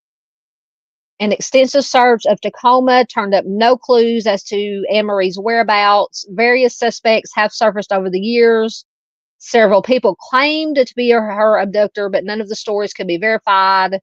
So then we go into they get to the Ted Bundy, that Ted Bundy could possibly be the one that abducted her. So apparently Bundy lived only a few blocks from Anne-Marie's home at the time of her disappearance. He apparently knew her. See, and it says though accounts differ as to how well they were acquainted. And like I said, I have read several articles about this case. Some do mention that he, definitely did live close in that neighborhood, but some say that the family did know, that Bundy did know the family. Some say no, he did. The family said no, they didn't know who he was. So who knows if they actually knew each other? But regardless, so Bundy was only 14 years old when Amarie disappeared. He was not considered a suspect in Amarie's case until his crimes came to light over 15 years later. So it is worth noting, they say absolutely, that Bundy did confess to many homicides that he had not been charged with. He has always denied involvement in Amarie's abduction, but nonetheless, many people believe that she was his first victim. And that's why I say and I'm going to read an article that goes into more detail about things that he has said. I mean, well, I think I have 3 theories on whether or not he was involved, and I'll give them to you later. Don't let me forget. So Amarie was about to begin the 3rd grade at a Grant Elementary School when she vanished. She had studied piano for 2 years. She was raised to be independent. And being in kindergarten, she did walk several blocks to school alone every day. Her parents stated she was, very intelligent. She was artistically talented, and she was obedient. She didn't cause any problems at the house. So after Amarie went missing, her parents did adopt a baby girl a few years after Amarie's disappearance. Amarie's father passed away in 2003. Her mother passed away in 2008. But all 4 of her siblings are still alive. And her case remains unsolved. So if you have any information regarding Amarie's disappearance, you can call the Tacoma Police Department at 253-798-4721. So, of course, I found 1,000 articles about Amarie. No shortage of articles about Amarie's case. So, obviously, Wikipedia had information on it, but I did find what's it called? Historylink.org website. It has basically, it had, because, Wikipedia, it kind of sketchy sometimes. So I don't like to only go by what Wikipedia says, but I found this historylink.org had lots of good information. And this, or I don't know when this was, it was posted in May of 2020. So when Marie Burr 8 vanishes from her Tacoma home in the wee hours of the morning of August 31st, it sparked a massive search for her and led police down a maze of dead-end leads. With scant physical evidence, no witnesses, no body, no credible ransom demand, no known motive, the case eventually goes cold until more than 20 years later. So this is kind of taking the exploring the Ted Bundy angle. So when convicted serial offender Ted Bundy allegedly claims in prison interviews that, hold on, let me start over again. So the case went cold until more than 20 years later when convicted serial offender Ted Bundy allegedly claims in prison interviews that he took the life of, or, kidnapped and took the life of Amarie when he was 14 years old and living in Tacoma. So later in a handwritten letter to Amarie's mother, so at some point when he was in prison, Amarie's mother did write a letter to Bundy just asking him, I think it's right shortly before he was due to get the DP. And she's like, I don't know if this has all of the letter. She's basically like, you got the DP, you're fixing to go out of this world. So, just tell me if, you're responsible for Amarie's disappearance, something to that effect. So, Amarie's mother writes this letter. Bundy he answers her back. He denies his involvement, and then he gets the DP in Florida in 1989. So Amarie's disappearance remains an open case 6 decades after she vanished. So we won't go. We've already went over the basic information. I'm just trying to scan through here.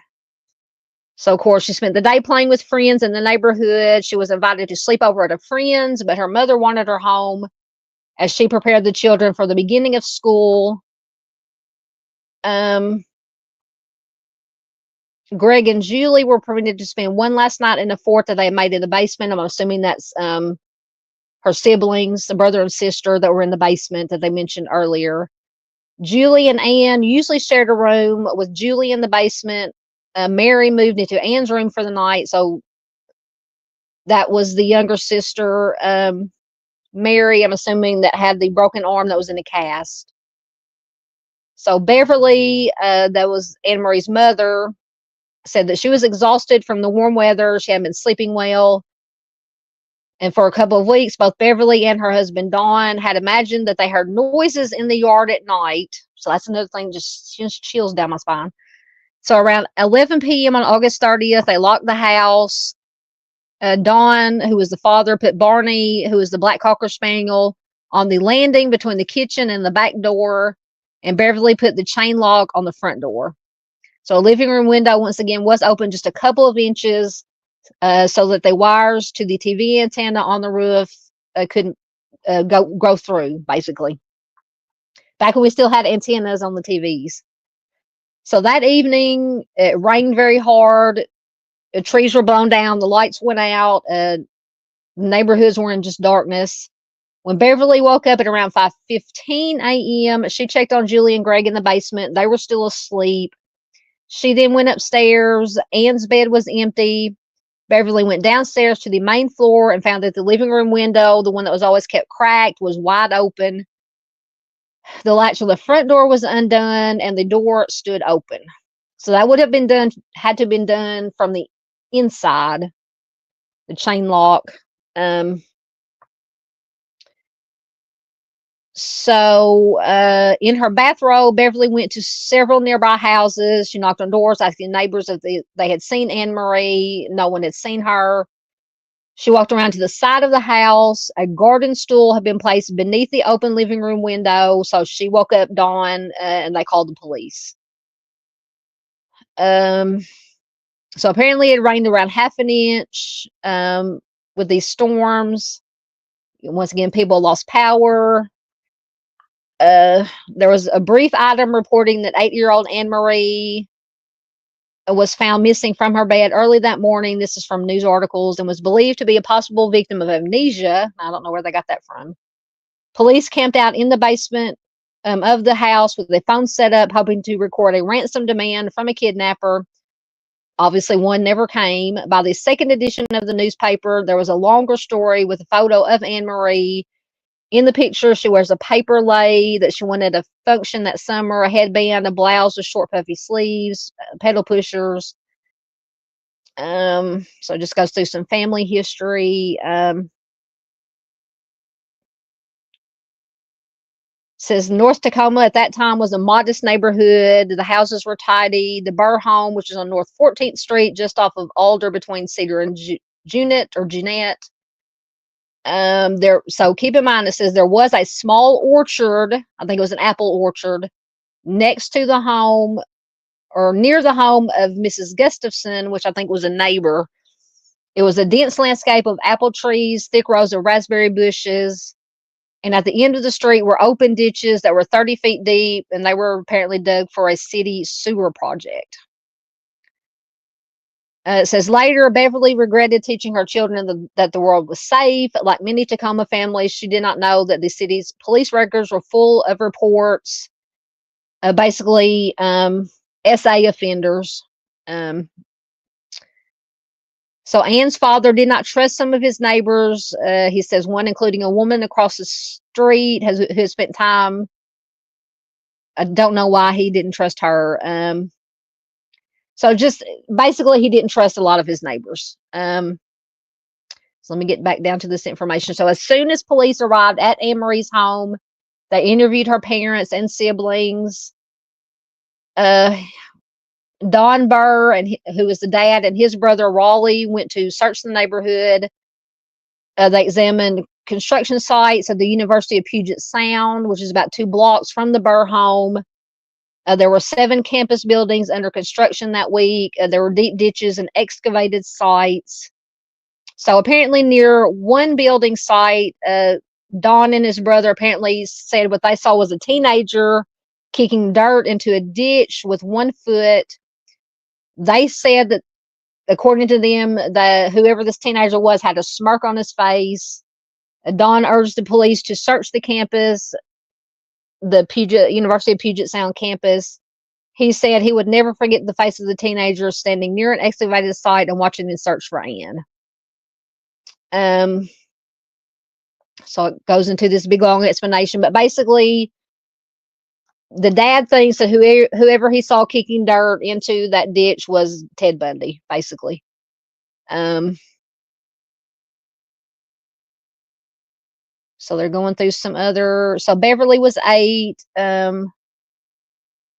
when Charles Matson was kidnapped and his life was taken, and now Beverly's own 8-year-old was missing. Beverly and her friends had ridden their bikes past the Matson house. She would point to it, say that's where the boy was taken from. So apparently this Matson case was front page news. And Marie's case likewise was a media storm, they said. Television was relatively new. The first interview with Beverly was filmed at a Seattle station just hours after Beverly went missing. She said, probably the worst has happened to our little girl. I just hope they find her. So within hours of Anne-Marie's disappearance, there was a National Guardsmen, Fort Lewis soldiers that scoured the fields, abandoned buildings, gulches, sewers, garbage cans, the waterways. As I said, it would be the largest search in Tacoma history, and it went on for months. Detectives crawled under houses, into attics. They basically searched high and low, anywhere and everywhere. Did not find any trace of Amarie.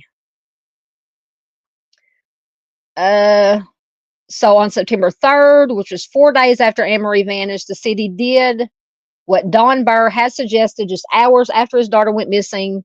It sent men to search the sites being dug at the University of Puget Sound. So there is no record of whether the police shared their bad news with Beverly or Don, but by the time they went to search the excavation sites, they couldn't find any open ditches. They said at the time, all ditches are covered and the roads are open. So if Amarie, if her body was, or remains, her body was put, I'll get it out in a minute, it would have unfortunately have been covered. So police tried to, I'm just trying to scan through there. This is a very long article.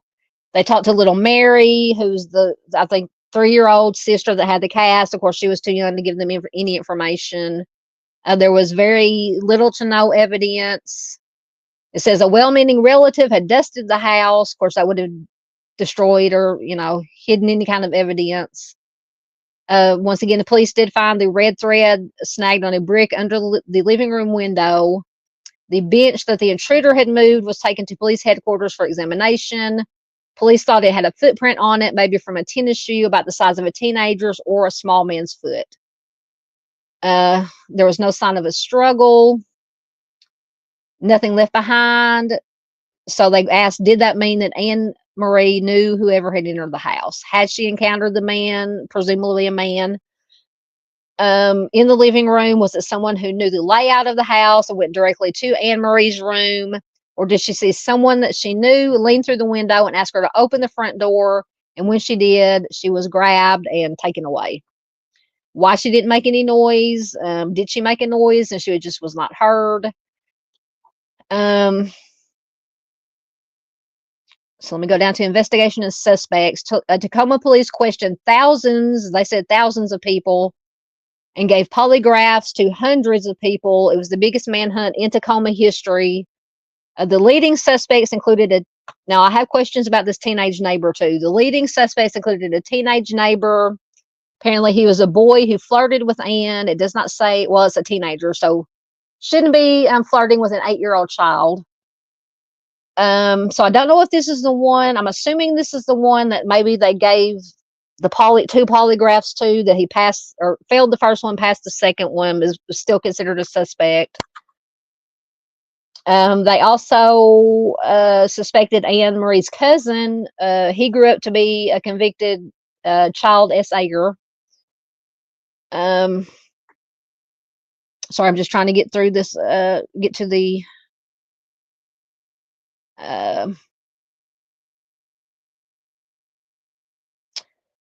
so there was many suspects. I said others would surface over the years, complicating the search. Or there were no witnesses. There was little physical evidence, no vehicle descriptions, no license plate, no fingerprints, nothing to go on except that footprint and that single red thread. Detectives did go to shoe stores in town trying to track down a boy's or men's tennis shoe that matched the print on the bench. The detectives had another suspect 3 years later in 1964. An auto parts salesman from Spokane took a 10-year-old girl from Tacoma on a ride around the Pacific Northwest in his Buick convertible. She was dropped off a few days later. Apparently, he took his own life when the FBI pounded on his door. So I don't know who that was. So in 1965, a prison inmate in Oklahoma wrote to the Burrs. He claimed that he and a friend who were picking beans on an Oregon farm took Amarie when they were in Tacoma looking for work. The Burrs did give this letter to Tacoma police. Nothing was found considering that angle. So they were left with the Bundy angle. So in 1961, no one suspected Ted Bundy, then 14, of the disappearance of Amarie, though Bundy had lived in the same Tacoma neighborhood as the Burrs after his mother moved west from Pennsylvania in 1951. Bundy first became known to Tacoma police as a teenager. Apparently, he was a peeping Tom and a shoplifter. And he, of course, will grow up to be America's most infamous serial offender. So they just give the backs. Oh, okay. So they give Bundy's backstory. You can Google that. We'll get down to, okay, so they said he became a suspect many, many, many years later when his crimes came to light. When they found out that he, at 14 years old, he was living in Tacoma in the same neighborhood. So Bundy spent 11 years on waiting for the DP. During that time, he did interviews with journalists, psychiatrists, researchers.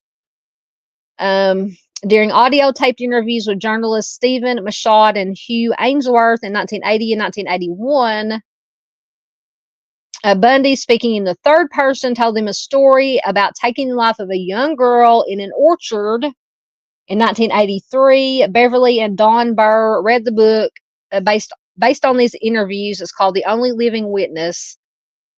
On May 30th, 1986, Beverly wrote to Bundy in part, quote, "With all appeals likely to be refused and soon, there is nothing left for you in this world. There can still be everything good for you in the next. You have nothing more to lose in this world. Will you write to me regarding Amarie?"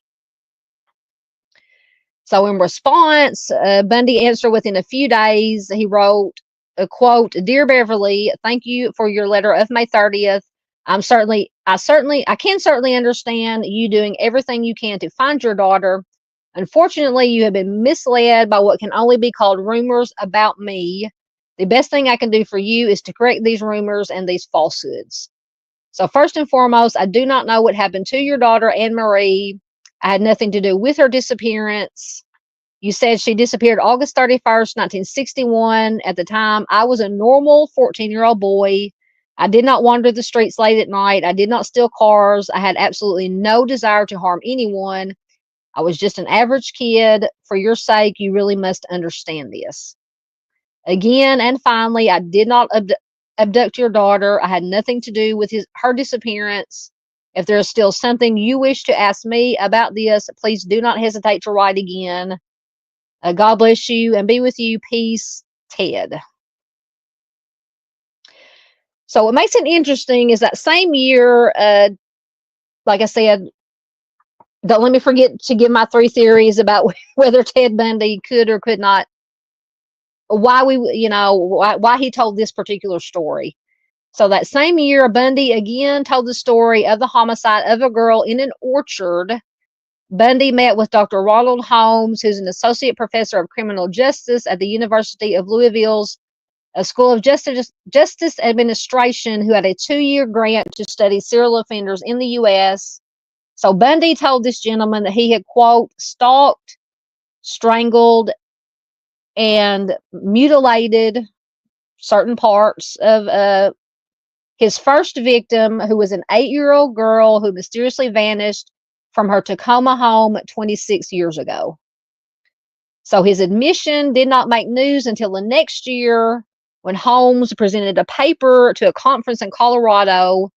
Bundy told Holmes that he had, quote, stashed the body of Marie Burr in a muddy pit, possibly near the University of Puget Sound. Some have discounted the account, but Holmes remains adamant about what Bundy told him. So I don't know if it mentions it here, but also in the story that Bundy told, he said that he had, kidnapped this little girl, this 8-year-old girl from a Tacoma neighborhood, taken her to an orchard and did all these horrible things, and then supposedly disposed of her body. Now, I don't know. He did have I think it was an uncle that did work at the University of Puget Sound, which I said is not just a matter of blocks from the house.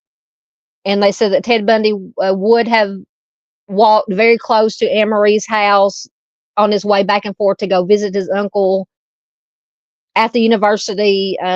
Once again, I've read different accounts. He had a paper route that he did deliver paper to Amarie's house or in that neighborhood, and that he knew the family or they knew of him. But then I've read articles that said the family didn't know him. So at any rate,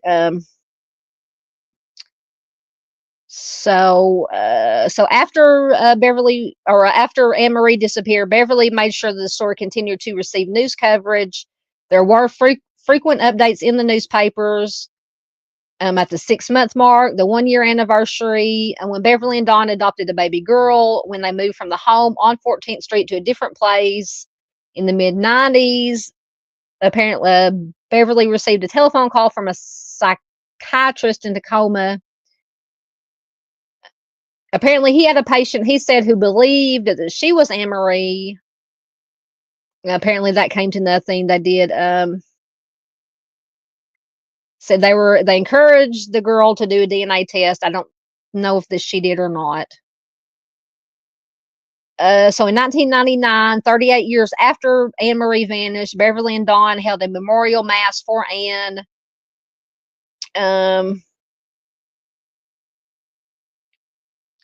There were numerous articles in the Tacoma and Seattle newspapers revisiting the case and the possible Bundy connection.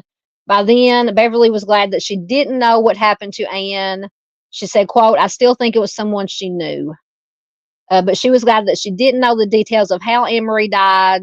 And of Bundy, she said, he tortured women. End quote. So for more than 5 years, Detectives Strand and Zatkovich worked to solve Amarie's case. After they retired, they spent another 30 years doing what they do best, talking it through. So I think that's basically all the information. So yeah, all these years later, it's still. So I know that was a long article that had lots of relevant information in one place. Let me get back down in your comments. It'll take me a minute to slide back down. So my 3 theories. So I found, obviously, Ted Bundy's story. Let me give you my theories before I forget. Lord have mercy. Lots of comments. The story that he said, he took the life of this 8-year-old girl in a Tacoma neighborhood, left her or did all these horrible things to her in an orchard, which early on when we first started talking about this, there was one of the neighbors did have an orchard. I think it was apple trees and raspberry bushes, very close to Amarie's house. But my thing is, so my 3 thoughts are, sorry, I'm trying to scroll and talk at the same time. So either Ted Bundy did have something to do with it, with that level of, okay, got back down to where I was at. With that level, I mean, that to me, that was just a very specific, detailed story that he gave this psychiatrist professor, whoever it was that wrote this article or wrote this study. Matched up pretty fairly well with Amarie's case. So either A or 1, he did have something to do with it. 2, and I got to remember all my theories. Or maybe there's just 2. No, there is 3. So 2, so 1, he did have some, he was the one. 2, he wasn't the one, but knowing how serial offenders' minds work, all these years later, that he's, I'm assuming he had access to read things that happened. He just maybe happened to come across Amarie's case somewhere, reading a book or magazine, newspaper article, and said, I'm just going to tell this story just to play with people's minds here a little bit, because once again, we know how serial offenders' minds work. And I'm just going to give these little details, because I'm sure these details did come out in the news releases, and just make them think that I was the one. Or maybe, I don't know, maybe there's just 2. I thought I had 3. Anyway, so yeah, so either he did have something to do with it, or he was like, he came across the case and said, I'm just going to mess with people's minds. And then it made it even better for him when Marie's mother actually wrote this letter to him right before he got the DP. And whether or not he did or didn't have anything to do with it. So anyway, those are my theories. Doodle says, who's wild on the highway? Oh, you're talking about Mr. Stephen Dave. Hey, Dee Dee, good to see you. I'm way behind in comment, about 30 minutes behind in comments. I will get caught up, I promise. I think we just got 2 more after this one. But of course, I had to include this one. Miss Paula's probably already gone, but yeah, keep Miss Paula in your thoughts and prayers. She's going to the doctor tomorrow to have a procedure done, or not a procedure, an examination done. Hey, Shibby, good to see you.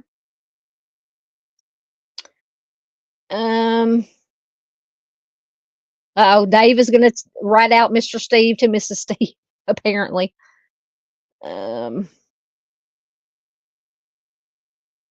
Just making my way through the comments, looking for any questions, comments on any of the cases. See if who I missed. Oh, there's Miss Heather. Hello, Miss Heather. Good to see you, dear.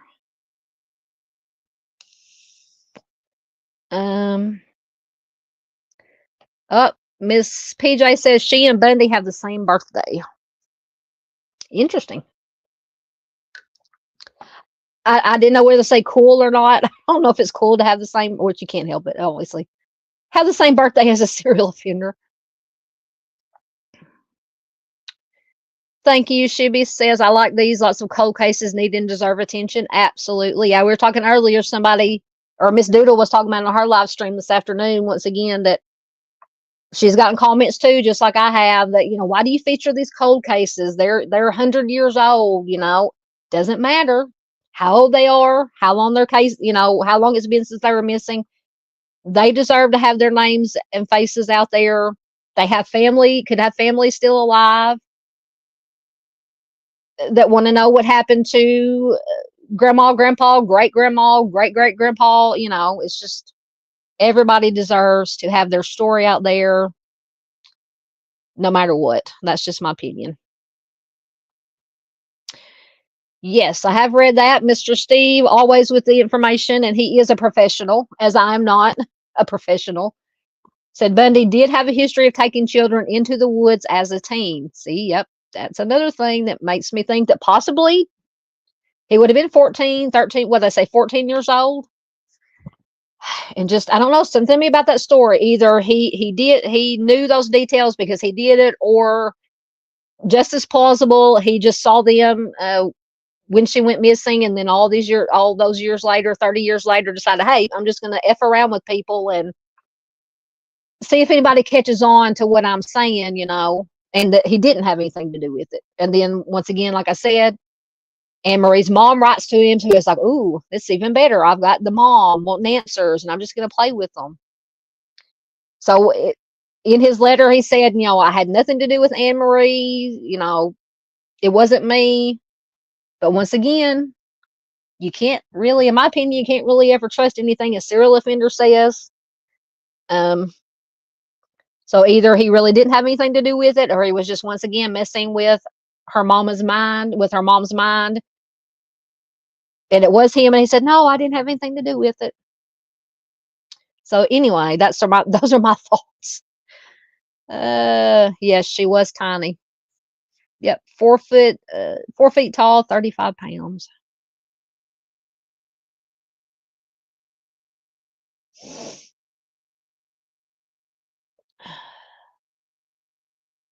Just going through comments. If I get quiet, that's what I'm doing.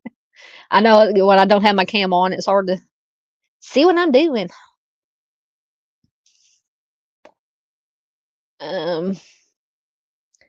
Yep, once again, check out Miss PJ. Oh, Miss Doodle had a red flag for something. I don't know what that was for. Yep, so did Chris. Ann's case. Yeah, it's definitely, in my opinion, a non-family abduction, regardless of whether it was, because they mentioned the neighbor boy. And I think, let me right quick go to the Wikipedia, because this neighbor boy, if it's the same one they mentioned in the other article, he was a teenager. She was 8 years old. Hold on, I'm quickly scrolling to the suspects. Dadgummit, I went too far. But it said, hold on, I'm looking for it. Looking. That they would kind of flirt around with each other. But I mean, of course, an 8-year-old would be, yeah, it's all fun and games. But now the teenage, if it was a teenager, and it could be all fun and games. They had a pet name for each other. It was mentioned, I believe, in this Charlie Project. If I can find it. Okay, here it is. So over 1,500 people were interviewed within the first 12 days of Amarie's disappearance. So on October 31st, 1961, law enforcement interviewed 31-year-old Hugh Byron Morse, who was an ex-Marine. He was a suspect in the 1959 homicide of 9-year-old Candy Rogers in Spokane. So that wasn't him. Okay, so police suspected 15-year-old Robert Bruzas.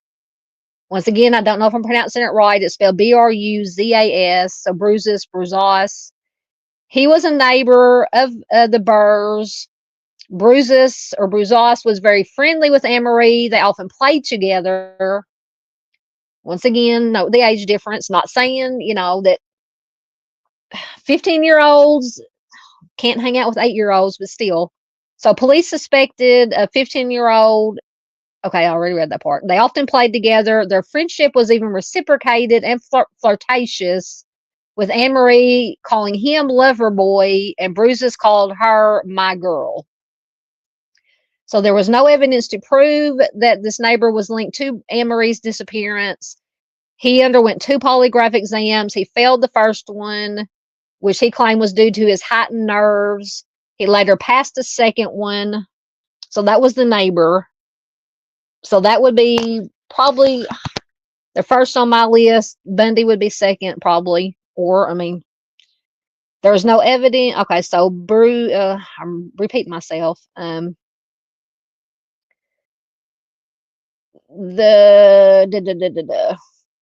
June of 1962, an employee at a service station in Portage La Prairie, Manitoba, Canada, told law enforcement that he saw a girl who appeared to be Amarie, accompanied by a man and woman who, quote, spoke a little too sharply to be her parents. Now, I have read articles about her case that did mention this.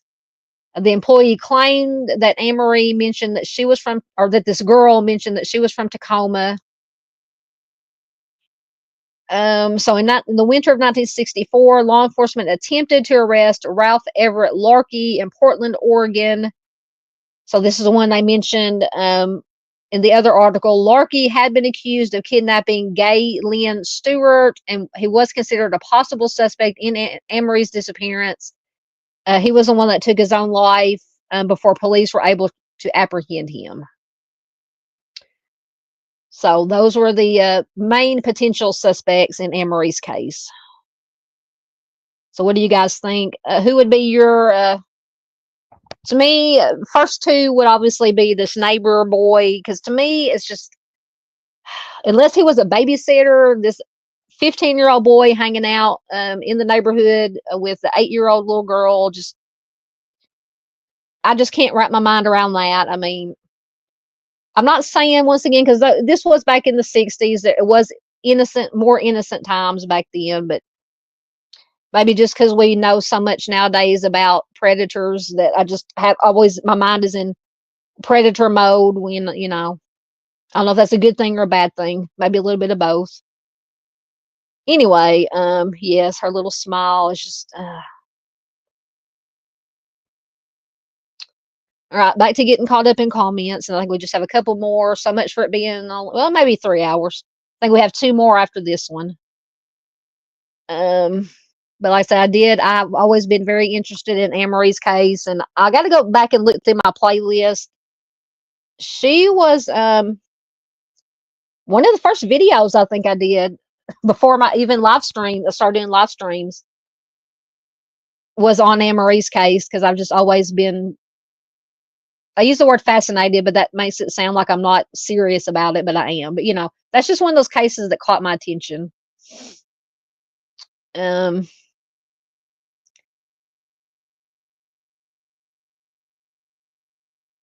all right, let me make sure I didn't see anything. Yes, always, once again, Mr. Steve says Bundy also had a 12-year-old Florida victim, so children were in his wheelhouse. And see, one thing, I'm going to try to see if I can remember it from memory, or at least the basic. So he did admit to, I don't know who was talking to. I wish I could find but at some point, oh, here it is. I found it. So when questioned, there's another thing I found fascinating. When questioned in Amarie's disappearance, of course, Bundy told law enforcement that he, quote, wouldn't have hurt a little girl. He denied involvement. But in 1987, he confided to author Robert D. Keppel that there were, quote, some homicides that he would never talk about because they were committed either too close to home, too close to family, or involved victims who were very young. So that just gives me a little bit more like, than Mr. Steve reminded me of, yes, he did have very young victims, so children were in his wheelhouse. So that makes, that's just the little things here and there that is why I say that it is plausible that, in my opinion, plausible that Amarie could have been his one of his, if not his first victim. But that's just, once again, just my opinion. I encourage anyone and everyone, any case that you're looking at, to do your own research, learn on your own, form your own opinions. Absolutely. I don't remember. Luis says his last victim was a child, right? I can't remember. I know that there was one, but Mr. Steve just said he did have a child, a 12-year-old. So it could have been his last one. It's been a while since yes, there we go. Absolutely, Mr. Steve says yes. Kimberly Leach. I could not remember her name. 12 years old. Yes. Yep, that is true. Shibi says Bundy had a VW Bug car, less obvious in the creepy white van. Yes, that is correct. Yeah, Miss Doodle's gonna be talking about her creepier van. I think in one of the cases, was it last week, or one case we were talking about had a van, something about a van. It was the hippie van, was one of them. I can't remember what case it was. One of the cases last week. And Miss Doodle said something about, said that's the creeper van. Because there's like two different hippie vans, two different colored vans that were allegedly possibly seen in that case. Yes, absolutely. Dandy says there were several teens in Utah that Bundy took the life of. Absolutely. And I think at least one of the cases, or maybe two, because we did Utah last week, right? Someone had to correct me, but yeah, there was, I think it was the one maybe with the creepy hippie vans that they might have tried to attribute maybe as being Ted Bundy. But I think that's when we decided that didn't really match exactly Ted's MO, Bundy's MO. Doesn't mean he did it, doesn't mean he didn't do it. But,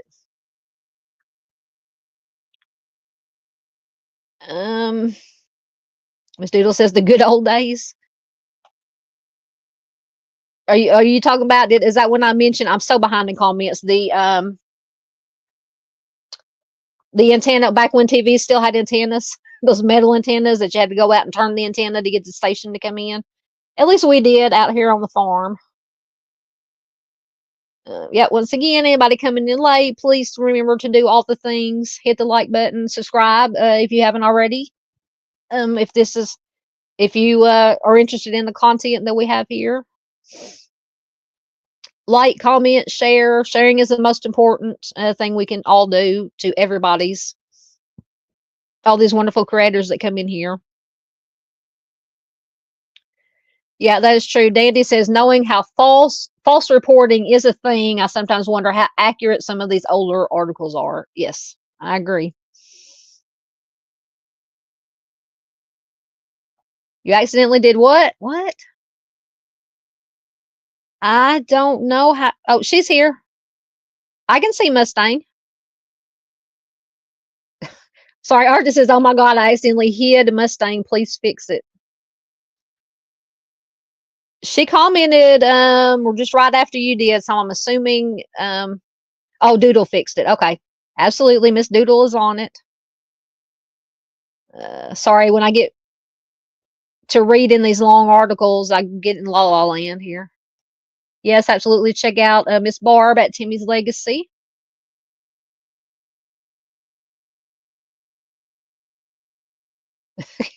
Yes, that might have something. Gummies might have something to do with it.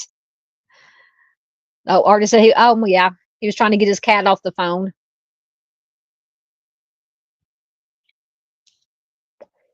Yeah, Mr. Steve says once again he is the professional.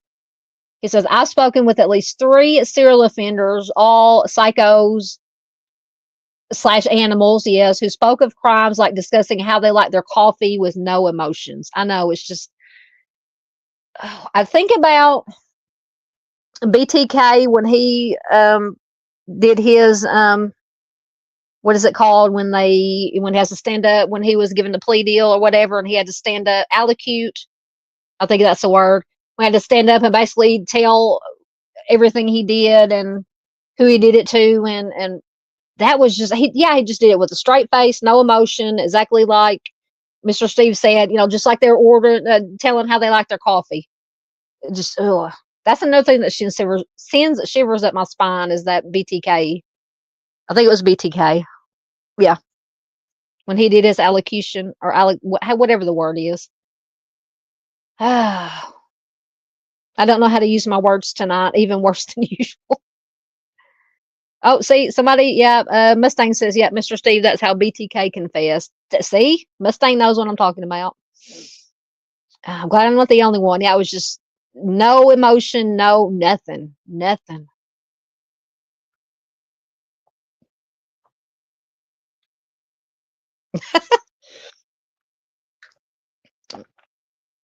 Mr. Steve says, don't blame the cat. Don't blame you, cat. The cat does not pay the bill and has no business cat calling. No, just like little biscuit, my little boo boo biscuit, and he tore my green screen down. Uh, anyway, um, getting caught up, getting caught up. Doodle says, which if it's a small town, was every boy in that area. See, I just can't get past the. Once again, the 60s were kind of more innocent times, you know, but still, a 15-year-old boy hanging out in the neighborhood playing with this 8-year-old little girl, and they had these pet names for each other. It could have been innocent, but who knows.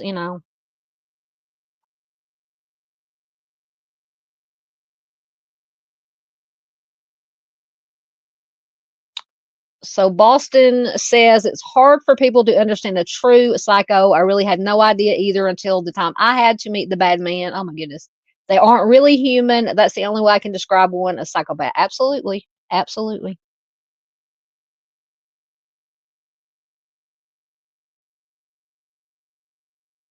Um,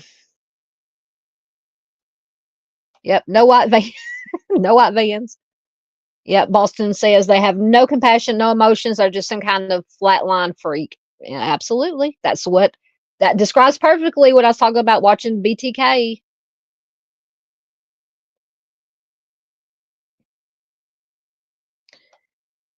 Mr. Steve says he goes with Bundy. It says he dug holes in woods for what punji traps, PUNJI, easy enough to place in the hole. Absolutely. See, to me that story, or what he told that professor, whoever it was, about he took the life of an 8-year-old girl in a Tacoma neighborhood, left her or did bad things to her in the orchard. too specific. Once again, that could be he didn't say that till years later. He could have just came across it and say, like I said, I'm gonna mess around with people's minds, or he was the one that was responsible. Yep, absolutely.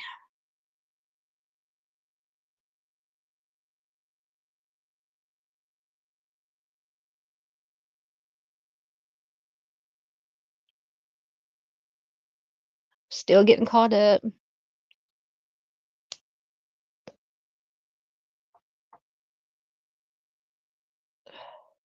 Mr. Steve says, I call Bundy BS. He tortured animals, led children into woods, and built traps in woods as a teen. Oh, so you call BS on him saying he didn't do it? Yeah, I tend to agree with you.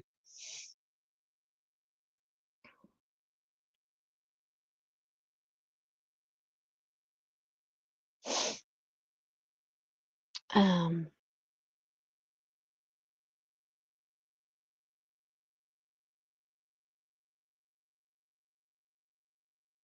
just getting caught up, trying to wade through the comments here.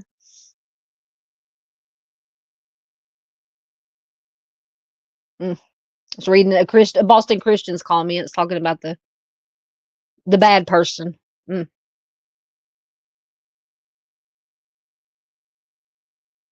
Absolutely, that's what I say. Doodle says there's a special place in hell for those that hurt children. Yep, I think we discussed that, or we talked about that in the last live stream. I have a obviously feel for anybody that's missing or been the victim of a homicide, but when anybody who hurts children, the elderly, disabled, animals, basically anybody or anything that can't defend itself, that's just in my opinion, the lowest of the low.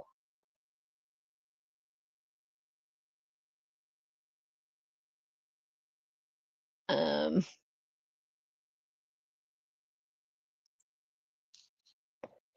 yeah, Mr. Steve says just look at Bundy's bio and neighborhood children interviews detailing his evil ways as a child. Yes.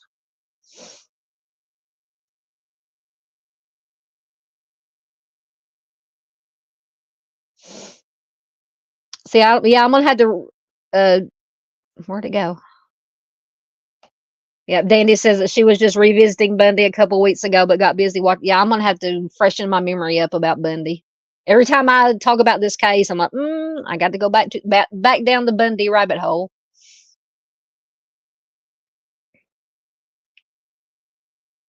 Yep, that is true. Miss Louise says they lie to try to get out of the DP. Also, that is true. Yes, she is precious.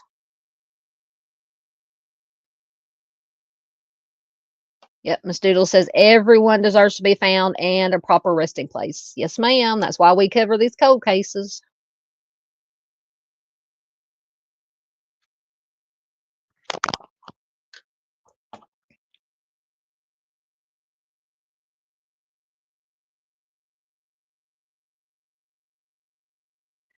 Mr. Steve says, I would place the odds of being abducted by another SO while being within walking distance of Bundy as a long shot, regardless of Bundy's age. Absolutely. And to me, I mean, I have to put Bundy at the top of the list for me. I'm just going to, in my opinion, he would be on the top of my list. He and then this creepy neighbor, the 15-year-old boy that, had the pet names for each other, him and Amarie, and then he's the one that took the lie detector test twice. But yeah, to me, Bundy would be on top. Wow, really? Ooh, Julie's said I'm somehow related to H.H. Holmes. We were just talking about H.H. Holmes the other night in something. That I'm gonna say he has fascinated me, but that case has fascinated me also. Anybody who does not know who H.H. Holmes is, Google it. Very yes, Miss PJ says H.H. Holmes is very interesting. Yes. Yes, he's the one that had the homicide castle, the Red Rum Castle. Julie's said I was fascinated with Holmes before my sister did the DNA thing. Oh my goodness.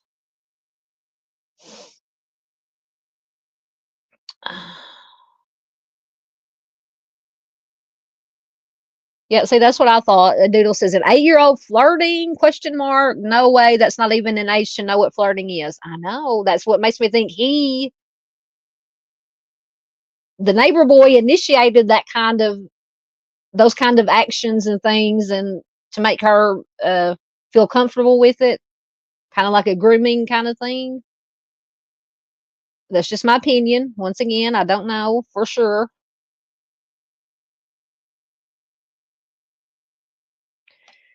Julie says, I've always been fascinated with serial offenders. Part of the reason I got a counseling degree.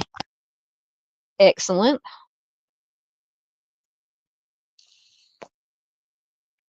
Yeah, me too. Yeah. Doodle says we're still peeling, as kids. I was reading something about something mentioned this. When we were 8 years old, we were in school putting glue, squeezing glue on your hands and waiting for it to dry and then peeling it off. I'm assuming that's what you're talking about. Yeah. At 8 years old, good Lord.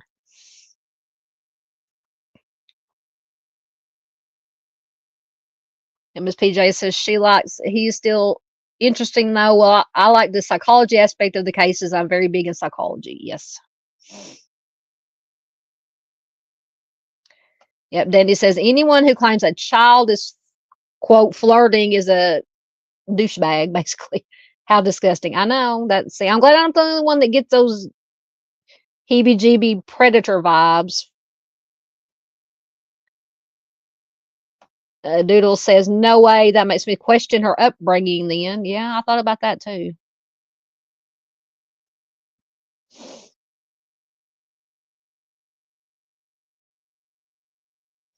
As PJ says, I really think she was taken from someone else. She was neglected. See, somebody mentioned earlier, and Miss Louise just said 35 pounds. She was tiny. Now, I have no idea what the weight of a normal, healthy 8-year-old should be. PJ says she's way too small for an 8-year-old.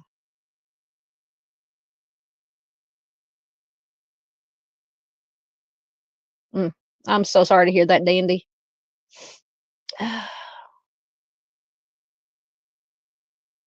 Yeah, Dandy says anyone in the neighborhood could have done it. Yeah, I mean, I would be looking at all. I think they said they did look into all the SA predator types that were in that neighborhood, and they didn't find any connection to any of them, except for, well, I don't know if I'm assuming the 15-year-old did not have a criminal history at that time. That's not to say that I don't think he couldn't have done something that he shouldn't be doing.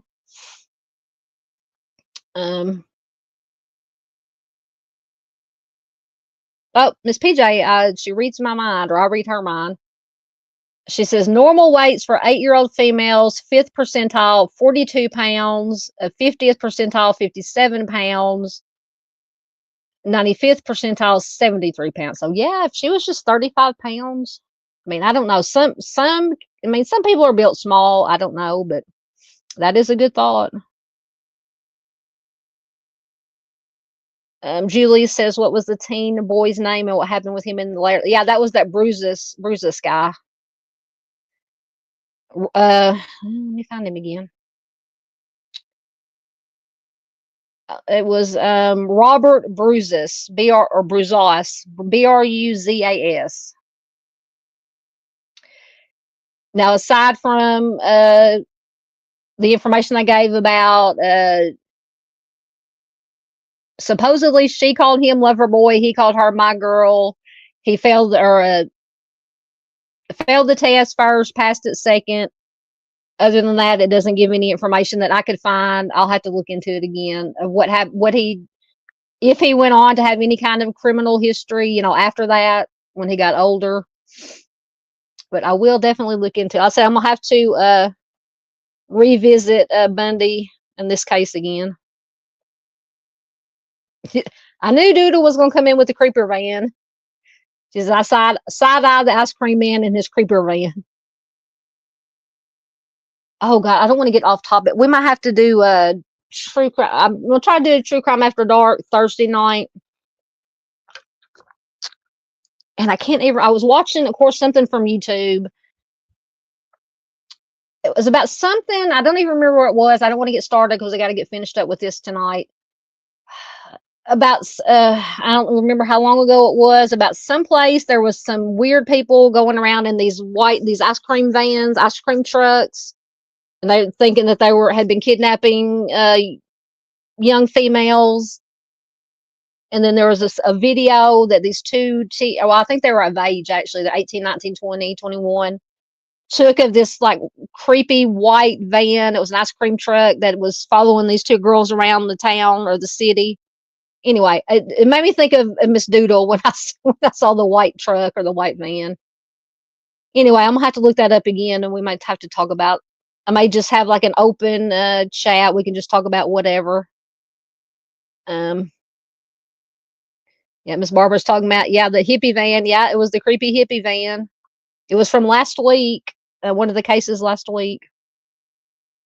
Was it the one that she was working at the gas station and it was out on the highway? And I think Arctic mentioned something that might be connected to. It was on the same road.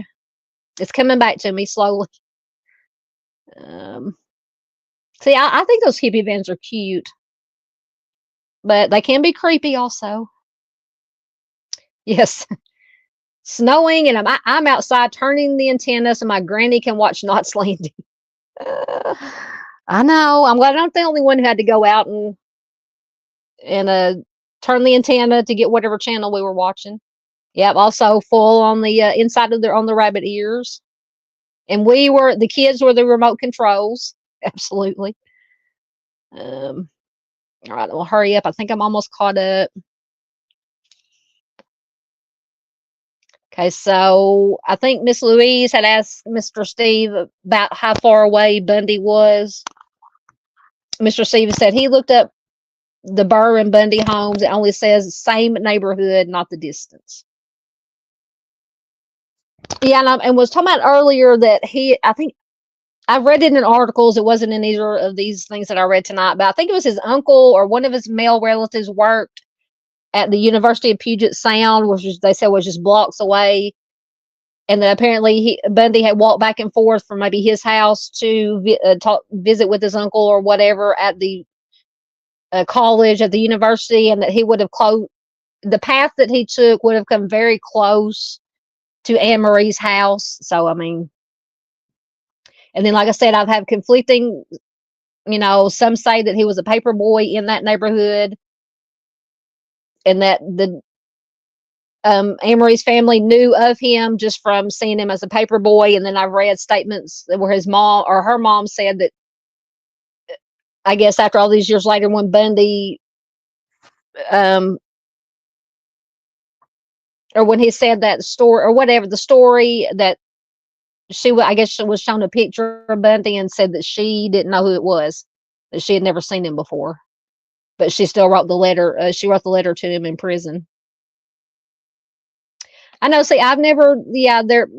Miss PJ says Bundy was ugly, though people thought he was good looking. Yeah, I've never thought that Bundy was that good looking.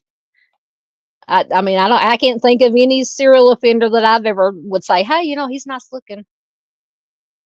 Um, Not saying that nice looking people can't be serial offenders, but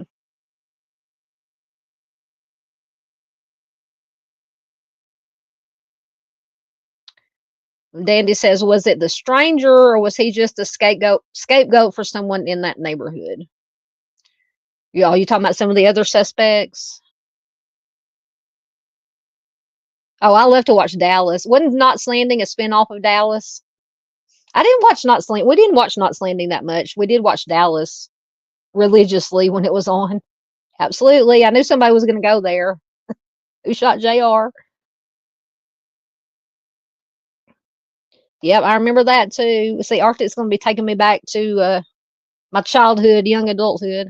All right, I'm almost caught up, and then we will. Yeah, Miss PJ says Bundy started when he was 27. He would have been 14. Yep.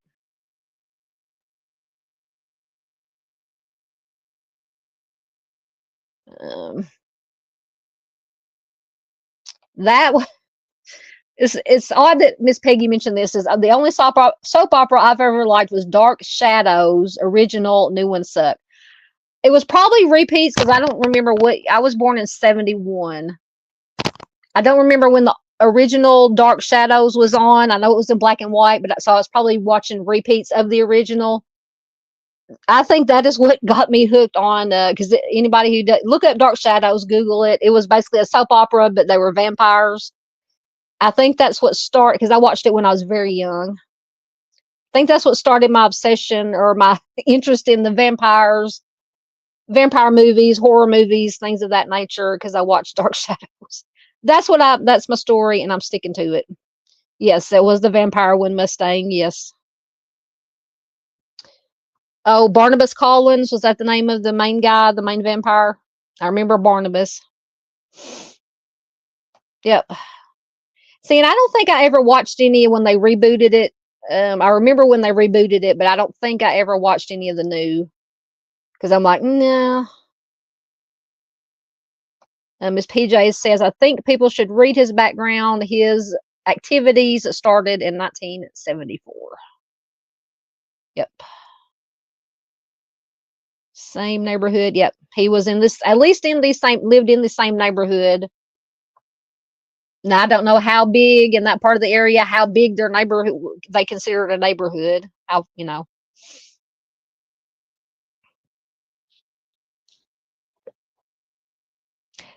that was one I was going to watch. Dandy said there's a great movie. We've talked about this before. A great movie called Abducted. Abducted in Plain Sight is about a man that grooms an entire family. Yes, it's kind of graphic, but it's very educational. Was that one on Netflix? No, I think I have Netflix back now. Thank you, Dandy, for reminding me of that. I think I might have to look. I'll look at for it again. I think it was on Netflix, maybe. Hey, Miss Brady. Please check out Stolen Spirits, MMIWG. Miss Brady, Miss Nicole do excellent, wonderful work. MMIP cases. She's checking in. She said, hello, I will watch on replay. Thank you, thank you. I'm sure somebody's already put that link in by now. I'm still behind in comments. I'm trying to get caught up. Then we'll get to the last two. Always good to see either Miss Brady or Miss Nicole in here. Comments jumped. Hold on, a whole batch of comments jumped up. There we go. It's like they come up in batches on StreamYard. They save them up and then throw them at me all at one time.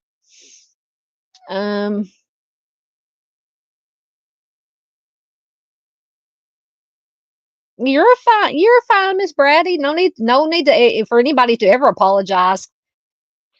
Replay crew is wonderful. We love our replay crew. And honestly, I have to be, with my schedule, working and everything else, I have to be replay crew a lot of time. I miss a lot of live streams, but I try to make them up and go. I'm slowly trying to get caught up on replay crew.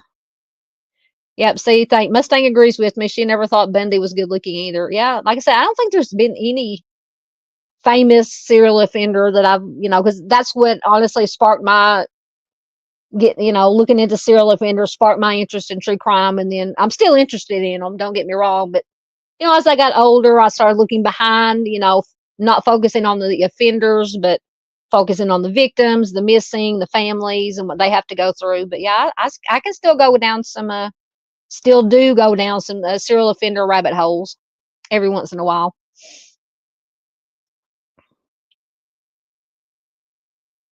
Oh, Mr. Steve remembers Dark Shadows. He says, I miss Barnabas. He was one of my imaginary friends. Says the man who has the creepy dolls, the creepy mannequins. Oh, goodness. So I was watching, I don't want to open this can of worms, at least not tonight. I try to stay out of this, but I was watching all this, going on with the Idaho 4 and Kohlberger and all that, there's many rabbit holes to go down with that one. But I remember, but the only thing I watch on any of the big cases that have just, sensationalized is just from trusted creators that I know and trust. But Mr. Steve did do a lot of his recreations on the Idaho 4 case. It still gives me nightmares. He did one video of, I think he had one of his creepy dolls, creepy mannequins dressed up like allegedly Kohlberger was dressed up. I have to say allegedly. Anyway, even though he admitted to it, he has took a plea deal in prison. But it had, just all in black with a mask over the mannequin's face. And I think Mr. Z was probably pulling it across the room to make it simulate walking, like on a dolly or something, maybe. And it gives me, every time I think about it, it was just so creepy. Anyway, but Mr. Steve, in all seriousness, Mr. Steve does wonderful. He's a former law enforcement, for anybody who doesn't know, former law enforcement, former CSI. He knows his stuff all the way around. He does wonderful recreations on his channel. If you're going to binge watch it and replay crew, anybody, I would suggest one of them be Mr. Steve. But anyway, that's just the creepy mannequins that I now I can see it in my head and I can't get it out now. Anyway, I'm so off the rails tonight. I have gone off the rails on the crazy train tonight. Okay, so Dandy says the movie that Abducted in Plain Sight is free. Oh, I have Tubi. Free, yeah, because it's free. Free on Tubi and Pluto TV, or subscription to Netflix. So we do have Netflix. I do have Tubi. I have that app. I don't have Pluto. I can watch it on Tubi. Thank you, Dandy. Oh, goodness, Miss Brady. I hope you're okay. She says, I was sleeping. I had eye surgery a couple of weeks ago and it decided to hemorrhage. Oh, my goodness, a couple of days ago. So I've been sleeping. Bless your heart, ma'am. You are in our thoughts, prayers, and good vibes. Oh, Mr. Steve got me. He said, leave my dolls out of this. Your creepy dolls. No, and seriously, if you're fascinated, and I've always been fascinated by the CSI aspect of crimes too, of true crime, and Mr. Steve honestly was probably the back when the Idaho 4, talking about Idaho 4, that was the case that got me back into just, I had not followed the case from beginning to end until the Idaho 4 happened. And that was just so like, oh my gosh, you have a quadruple homicide, and it's just things like that. It's very rare these days, in my opinion, that things like that happen. So I was just devouring anything and everything I could on that case. Went to YouTube because I watched everything on the TV, that they were putting out. And I just searched true crime or Idaho 4 or whatever. And Mr. Steve was one of the ones that came up, and I have been watching him ever since. He was one of the first ones that came up. Yes. Do you remember it? Yes. Miss Peggy remembers Mr. Steve's creepy Kohlberger mannequin.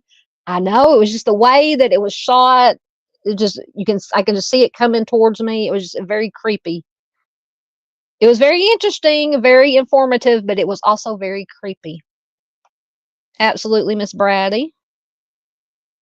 Hey, Patriotism under a new name. Welcome, welcome. Good to have you. Chicken 12, or was that 12? Chicken 12.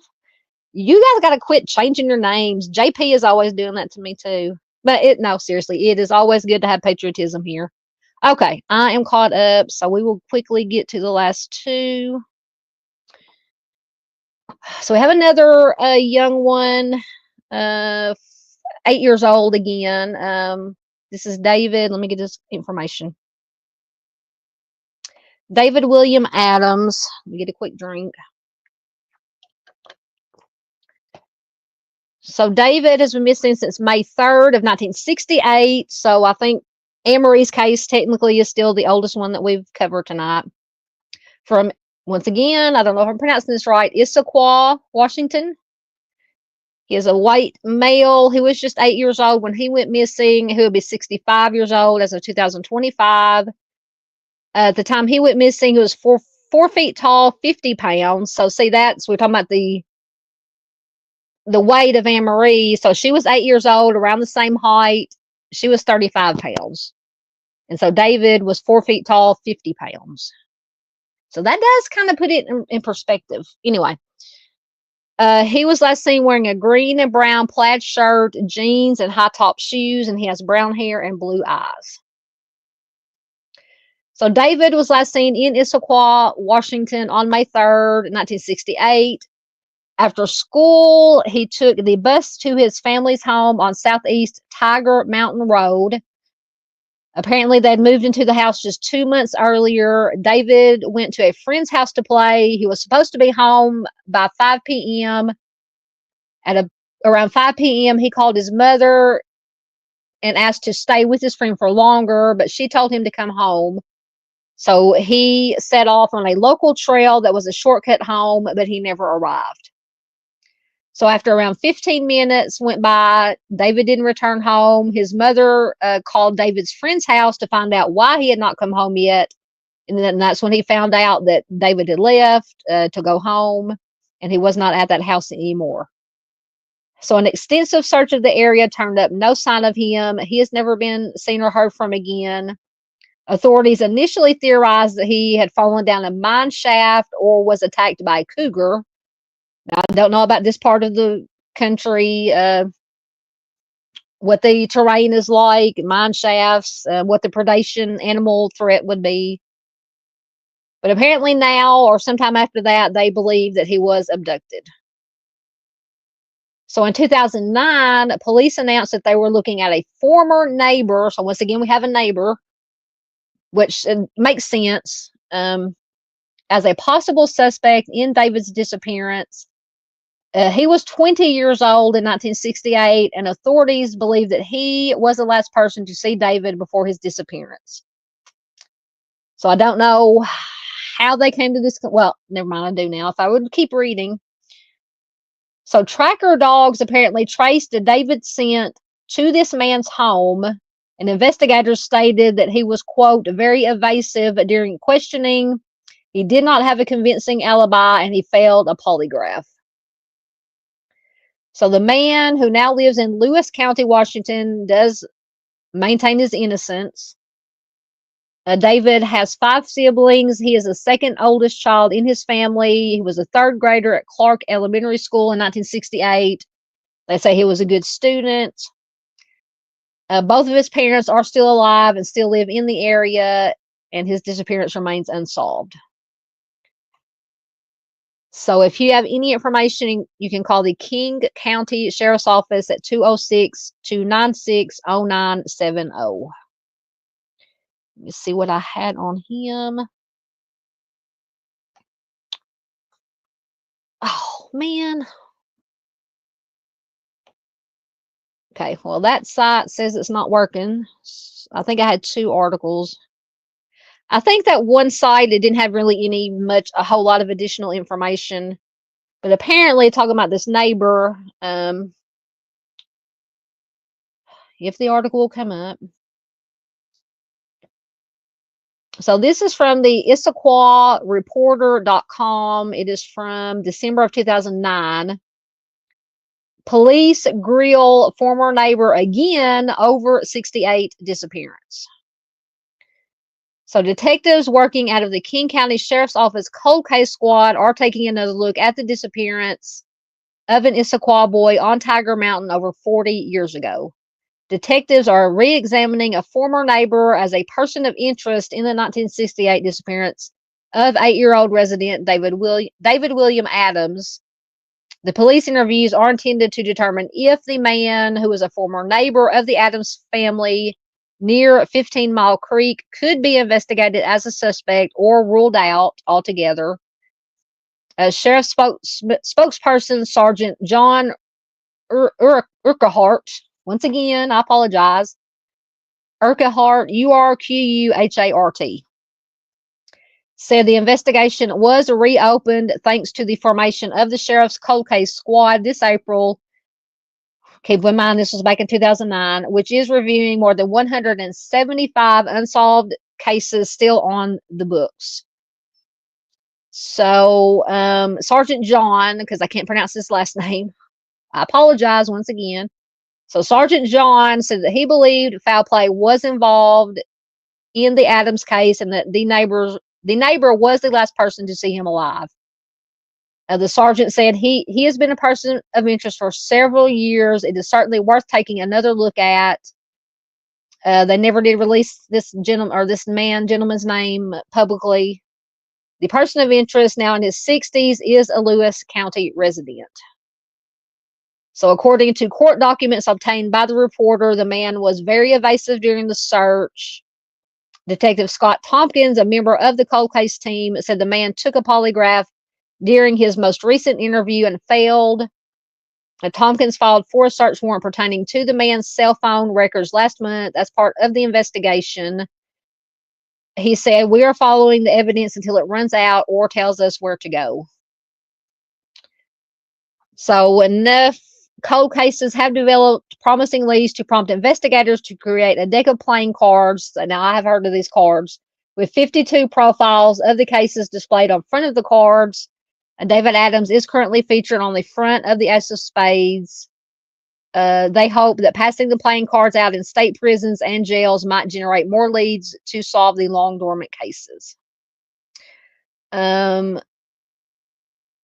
So David was an Issaquah elementary student at the time. He was returning alone from a friend's house to his home when he disappeared on May 3rd, 1968. More than 1,000 searches with the aid of dogs combed Tiger Mountain in the days following his disappearance, but he was never found. Old newspaper reports fueled speculation that the boy had fallen down an old coal mine shaft, or an animal like a cougar or a bear attacked him and carried him off. But the sergeant dismissed the old theories as uninformed hyperbole. I think I pronounced that right. I'm not sure. So the sergeant said he wasn't attacked by a wild animal, and he certainly did not fall into quicksand. So King 5 News also reported the former neighbor, who was a Vietnam vet, said he helped search for the boy decades ago. The police interrogation made him nervous and stressed, and that the only reason police have focused on him is because 40 years later, he's the only one still alive. Well, I think maybe the search dogs tracking the scent straight to your door might have had a little bit to do with it. Once again, just because, David could have got lost and went up to this gentleman's door to ask for help. Possible. Anything's possible. Anyway, so Adams remains listed as missing by the state missing persons registry.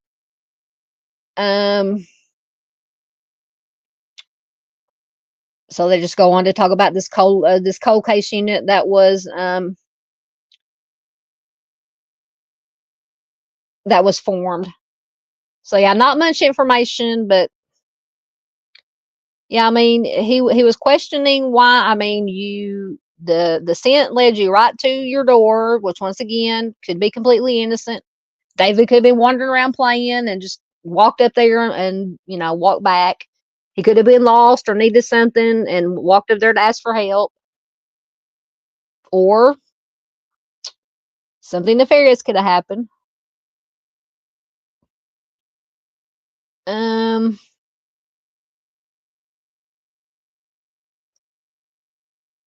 JP's talking about all his channels. I swear JP comes in under a new name every time.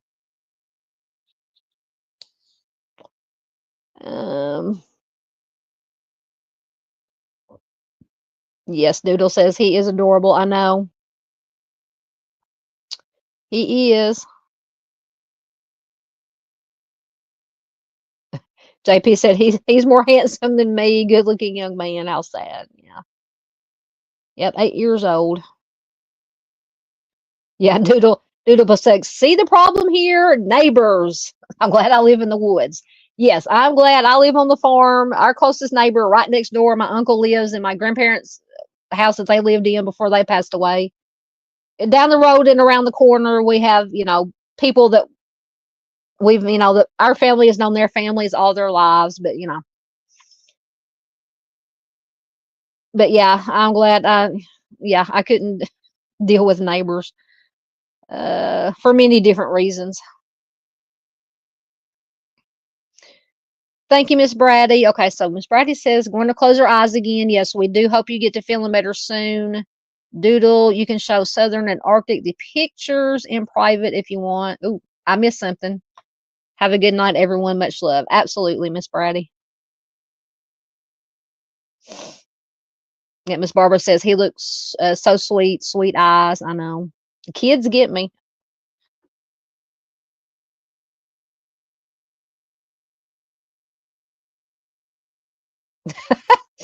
Mr. Steve says if you have life-size dolls and play with them, your neighbors tend to shy away. Oh, true. Yep, noted. I would imagine Mr. Steve used to always talk about this too, the neighbors and all his not experiment. Well, I guess in a way experiments and his recreations that were done. Yeah, you would not be surprised if the neighbors might look out the window and say, "Oh my Lord, what is he doing now?" Or dragging Mrs. Steve through the woods. Nah, nothing to be alarmed about. Nothing to see here. Move on, move along.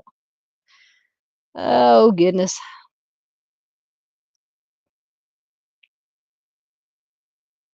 Good Lord, 120 gigabytes of data. What are you going through? Music, JP? I'm talking like I know how much 120 gigabytes is. It's a lot, right? I know it's a lot. Oh, yep. See, Doodlebug mentioned it too. I did. I promise I did not see that comment before I mentioned it. Yeah, him pulling Mrs. Steve around in the woods. Oh goodness. Okay, so I'm caught up. I think we have one more, and I don't think I have a whole lot of information on this last one, but once again, something a little bit is better than nothing. So this is Marie Arnhold. Marianne has been missing since July 26th of 1992 from Milton, Washington. She is a white female. She was 38 years old when she went missing. She'll be 71 years old as of 2025. When she went missing, she was 5'8" tall and 125 pounds, with black and green. Oh no, never mind. I thought that was clothing description. With blonde hair and blue eyes. So there's no known clothing description for her. So Marilyn was last seen leaving her home in Milton, Washington on the afternoon of July 26, 1992. Her husband said they got into an argument about their two young sons who were away from home at the time. Marilyn, for some reason, I want to call her Marianne. Marilyn, where did I leave off at? Okay, so her husband said they got into an argument about their two sons who were away from home at the time. Marilyn left the house angrily and without saying where she was going or when she would be back. And after that, she has never been heard from again. So once again, you guys, I know I always say this. Yes, I know it can happen, and it does happen, but it always raises some red flags for me when husband, spouse, significant other says we got into an argument, they left, never to be seen again. That's just me. That's just me. Not saying that it's true in this case, but it's the same old story. A variation of the same story in a lot of cases where we have suspected, our list of suspects, top of the list was the significant other. So shortly before midnight on July 29th, her black and green 1967 Mercury Cougar was found on Levy Road under the Meridian Street overpass. So there were no signs of a struggle or any evidence of foul play at the scene. Divers searched the nearby Puyallup. I practiced on saying that. I still don't know if I'm saying it right. Puyallup River for clues, but found nothing. Although Marilyn was having marital problems and planned to file for divorce, surprise, surprise, her family does not believe that she would have walked out of her life. Marilyn had numerous plans for the future when she disappeared. Apparently, she had found a dog to breed her prized purebred Rottweiler with. She planned to visit her sisters in California a week after her disappearance, and she was within a week of graduating from Tacoma Community College, where she was a straight A student. She had been working as a licensed practical nurse at Good Samaritan Hospital in Puyallup, Washington. Have to pause and think about it for a second. For about 18 months, and it was uncharacteristic of her to miss work. And she was attending college to get certified as an RN, a registered nurse. So that's basically all the information we have, or that I could find. So if you have any information in Marilyn's case, you can call the Milton Police Department at 253-922-8735. I think the only thing I had bookmarked for her was web sleuth, her web sleuth thread. Let me see what I can find. I think maybe there was a newspaper clipping. Let me find it.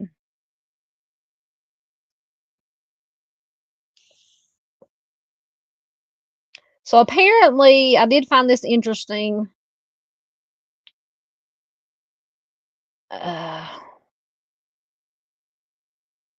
So apparently, there was some kind of case that they mentioned. And once again, this is just take it for what you will. Take it with a grain of salt. Somebody had posted on the web sleuth. It says interesting find. Some of the wording in the life insurance case seems to imply that her husband was possibly being investigated in her disappearance at the time. She says, sadly, I have not been able to find much info about the case at all. It doesn't sound like she was the kind of person who simply abandoned her children, so I don't think there will be a happy ending, but it would be nice to get some answers for her kids. So apparently there was some kind of insurance case, maybe involving her husband. I don't know. Okay, so another person posted, once again, take it with a grain of salt. I look for updates on this case every now and then. I went to school with her eldest son. I remember the day he came into class and announced that she was missing. We were in second grade. My dad was a volunteer firefighter at the time. I do remember the gossip. The father was a suspect. And apparently, according to this person, they had a boat they would sometimes take out on the Sound. There were divers. I always hope Marilyn gets justice. She wasn't the kind of mom to just walk away.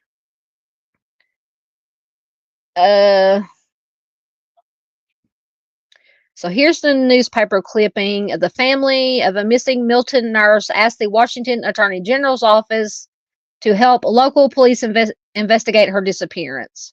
Marilyn Arnhold, 38, was last seen leaving her home the afternoon of July 26. No one has seen or heard from her since.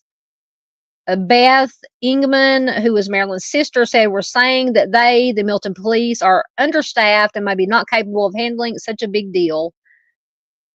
So Puyallup police discovered Marilyn's black and green Mercury Cougar on Levy Road beneath a Meridian Street overpass shortly before midnight, July 29th.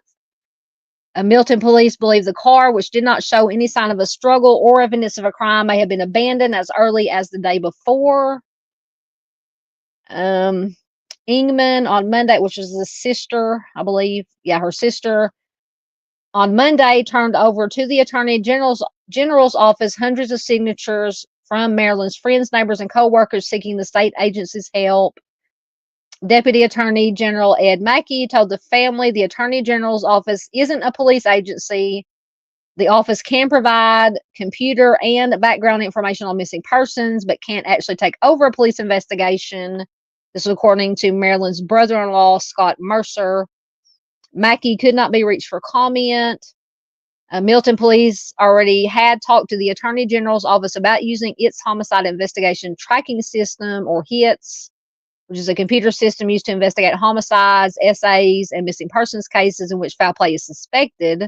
However, police won't use the HITS system until some new information turns up, changing the status of Marilyn's missing persons case to a criminal case. Police have said foul play is a possibility.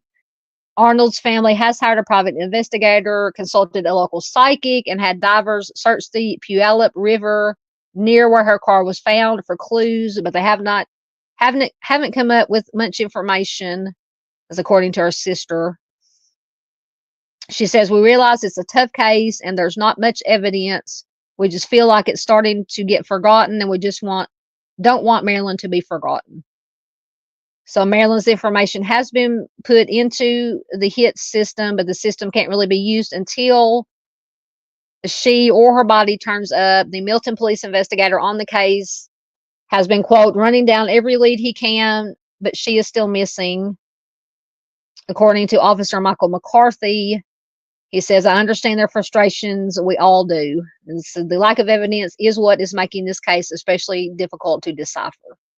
That was just probably, I don't know how long this was written. It's just a picture of a newspaper clipping.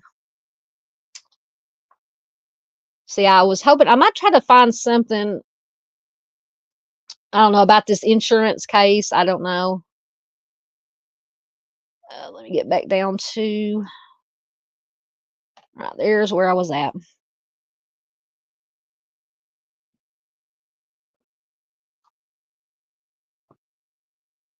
Oh my gosh.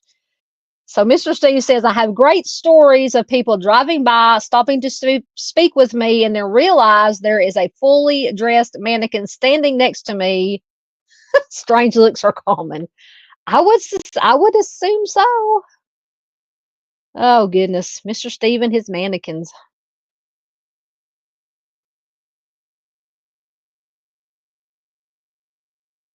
So JP is sifting through release data, documents, audio, video files, records, lyrics, marketing, everything.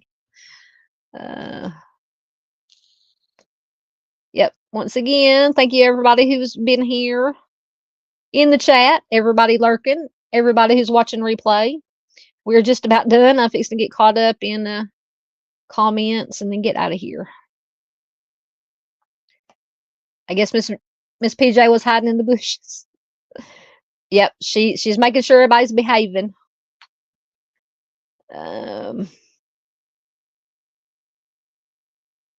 Miss Peggy is a rebel. She told Miss PJ, nobody can control me, can't make me behave. PJ says rebel is her middle name.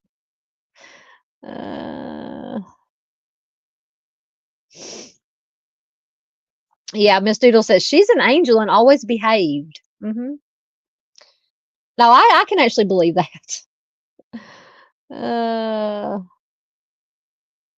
All right, I think I'm caught up. So once again, thank you to everybody who stuck with us live tonight for 3+ hours, a little bit over 3 hours. I appreciate it very much for hanging in with us, chatting with us, learning about some cold cases, having some very interesting conversation. That's what I love about these live streams. That's why I do take the time to go through the chat, get everybody's comments, and I'm truly interested in what you guys have to say. So I appreciate everybody who's in chat always.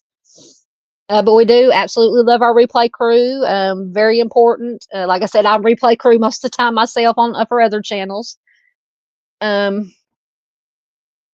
am I forgetting? So maybe Thursday we'll try to have a true crime after dark. Just maybe talk about whatever. Kind of have a free night. We can chat. We can whatever's on you guys' mind about true crime or whatever. We can just talk about. So I'll try to get that. I'll get that scheduled. Thank you so much for being here. And once again,